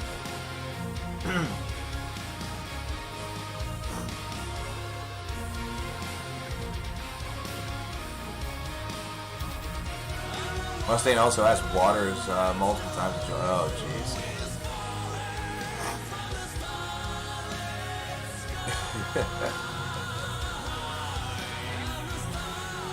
You know.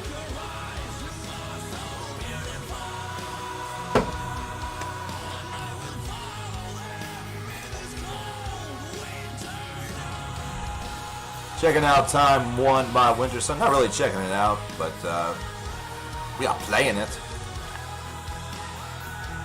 Currently on Land of Snow and Sorrow, track 3 off of this 5-track affair. It's amazing to think it's almost over. Got about 3 minutes left of this track. Darkness and Frost is only 2:24, and then Time, just a hair under 12 minutes, and that's it. That's it. We have less than 20 minutes left of the album. Favorite Time 1 song? We're actually listening to it right now.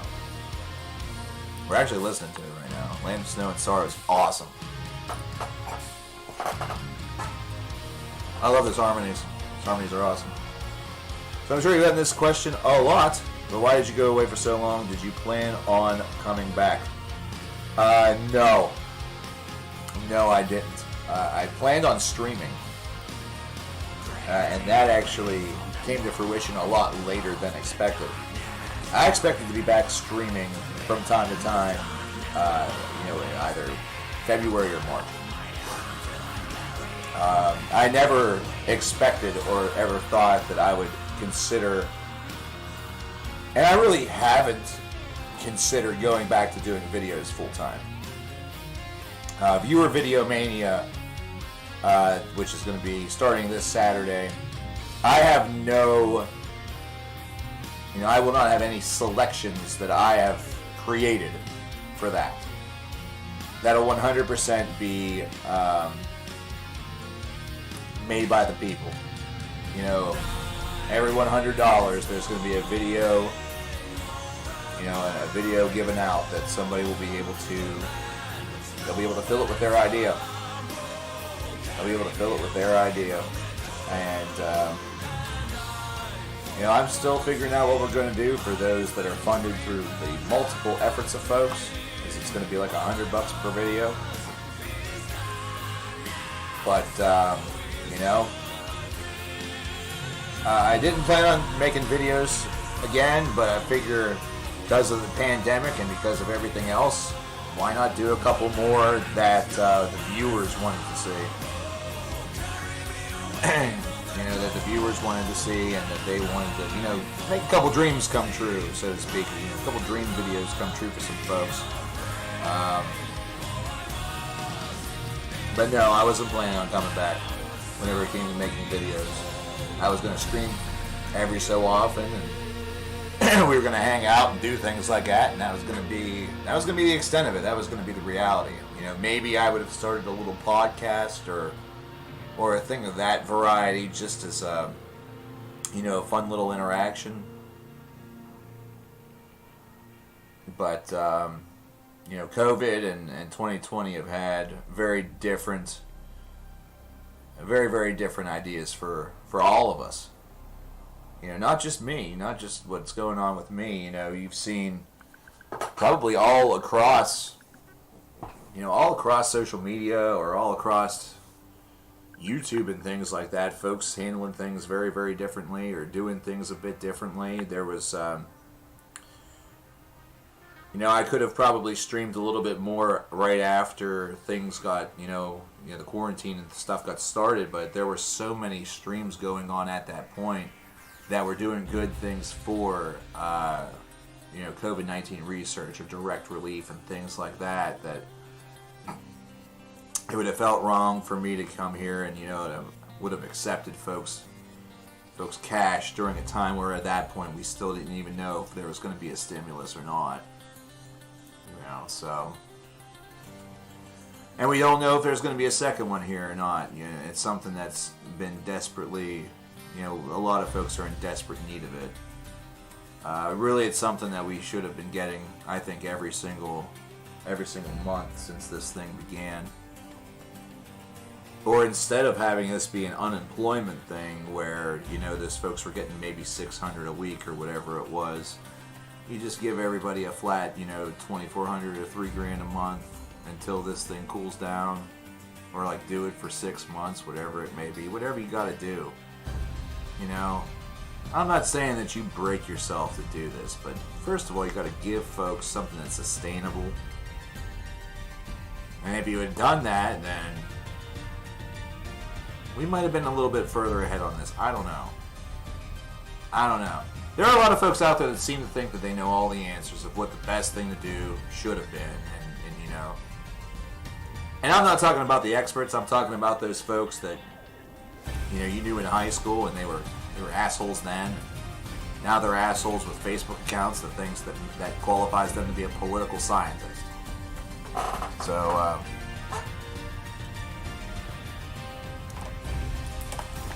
oh yeah, Jeff, believe me. Regardless to how well these streams do financially, I still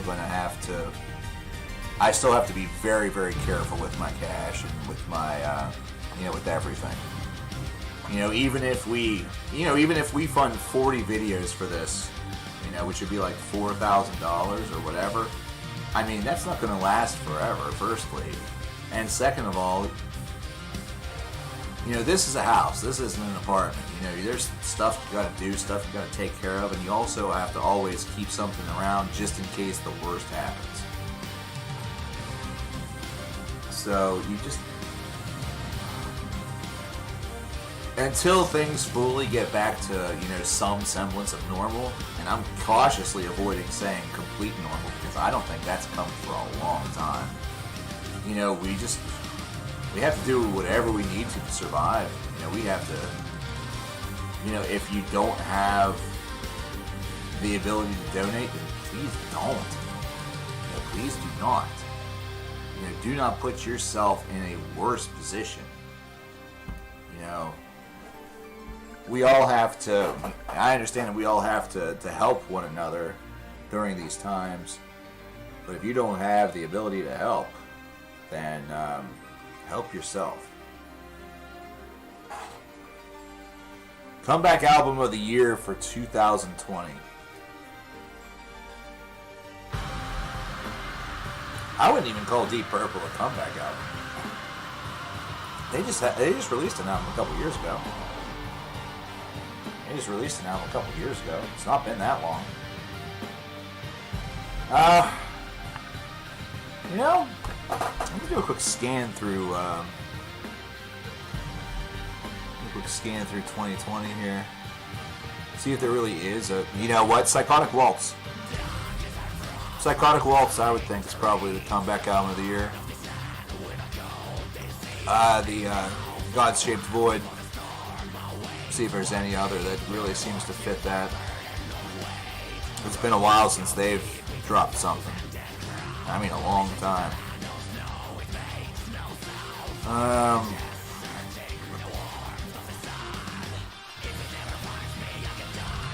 Testament just released something a couple years back. I mean, that's not that new. Oh, never mind. I'm an idiot. Pure Reason Revolution with Eupnia. Rather. That's about 10 years in the making. Psychotic Waltz is also, quite a length of time in the making, but the Pure Reason Revolution album is better. Pure Reason Revolution album is actually a top 5 album right now. So that's what, I would probably go with that. I would go with Eupnia by Pure Reason Revolution. Reincarnation's another good hit. Hum is another good one. Yes, you're very right about Hum also. So we do have if this was done like the Oscars or like the Grammys or whatever, your nominees would probably be Eupnia by Pure Reason Revolution, Inlets by Hum, The God-Shaped Void by Psychotic Waltz, and the new Reincarnation album. I'm cutting grass.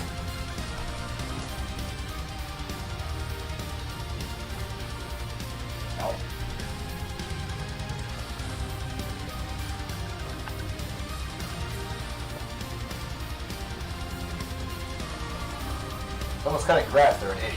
Grass is very... Oh, yeah. Yeah, my neighbor is cutting grass. I don't know why. All the grass around here is dead. It's dead. It's gone. It just doesn't exist anymore. Clayman re-recording is a return to form for In Flames. No, I don't think it proves anything. They're just re-recording old songs. There's nothing new on that. That doesn't prove that they have. It doesn't prove that they're going to that their writing is going to be different on the next album. And if I can go one step further, it was a project we really didn't need.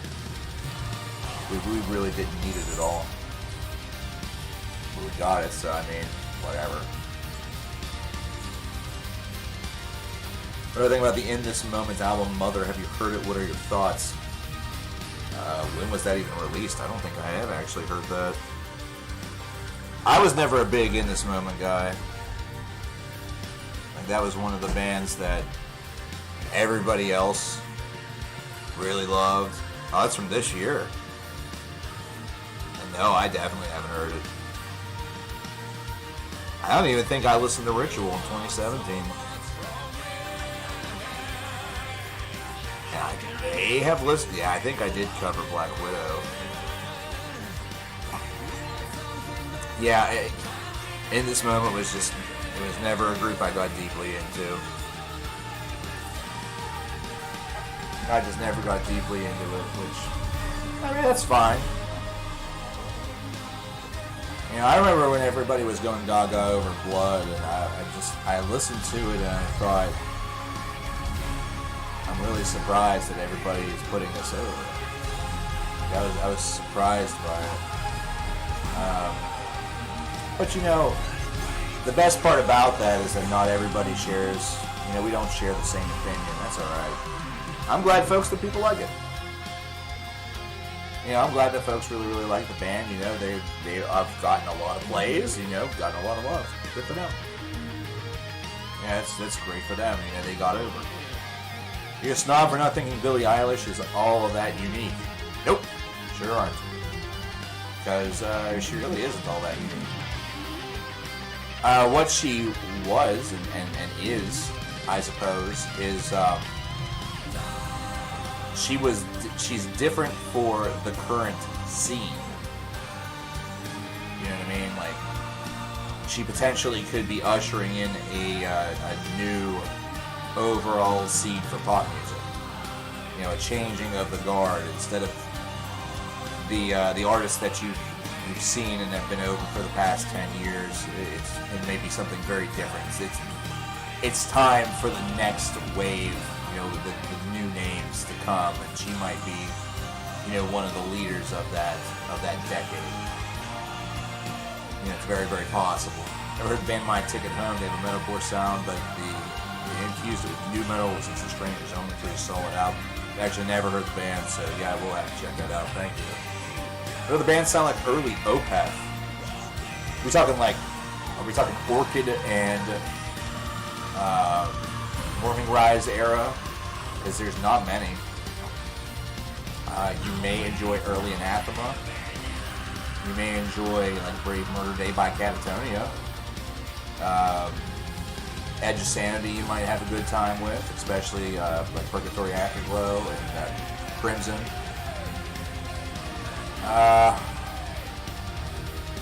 Paradise Lost initially growled. You know, things like that.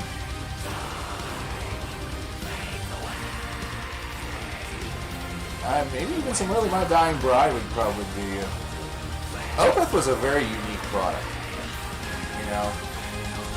Like, other bands were, you know, doing something very similar, but nothing at that time truly sounded like exactly the same as that.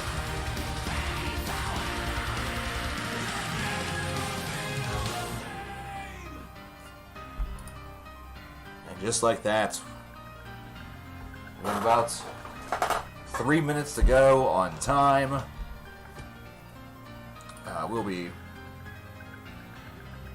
We'll be rocking and rolling and I'll be heading out after this. Yeah, the Candlelight Era. One of the big things about that is, first of all, Brave Murder Day by Catatonia is just the most obvious choice. It just really is. Because first of all, it's Mike on vocals. You know, it's Mike Ackerfit on vocals. Same thing with Crimson by Edge of Sanity. So, I mean, both of those are just obvious.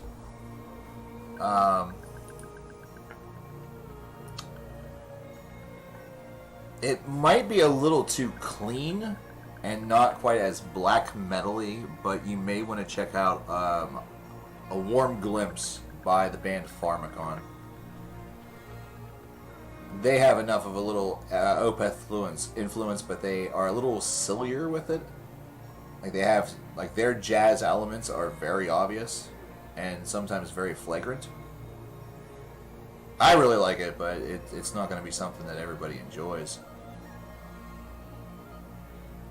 I know they're a newer band, and they actually have more of a glow of like a Nia Bliviscaris, but check out An Abstract Illusion also. You're not going to get the rawness of the vocals like you get from those early Opeth albums. It's a lot cleaner whenever it comes to production. But you may just end up really, really loving the material.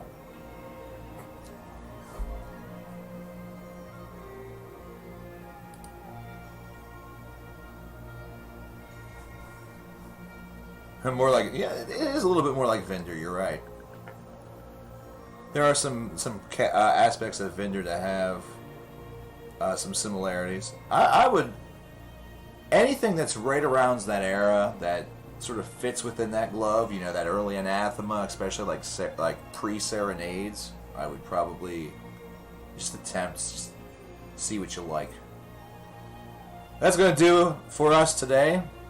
Remember, Saturday, 3 p.m. is what I have scheduled as the start time, but it might be earlier than that. So, however you heard about the stream today, keep your eyes peeled for it on Saturday. And I will see you then. Has this camera been zooming in and out this entire time? Has that been happening this entire time? I don't know why I'm fixing it right now since we're leaving.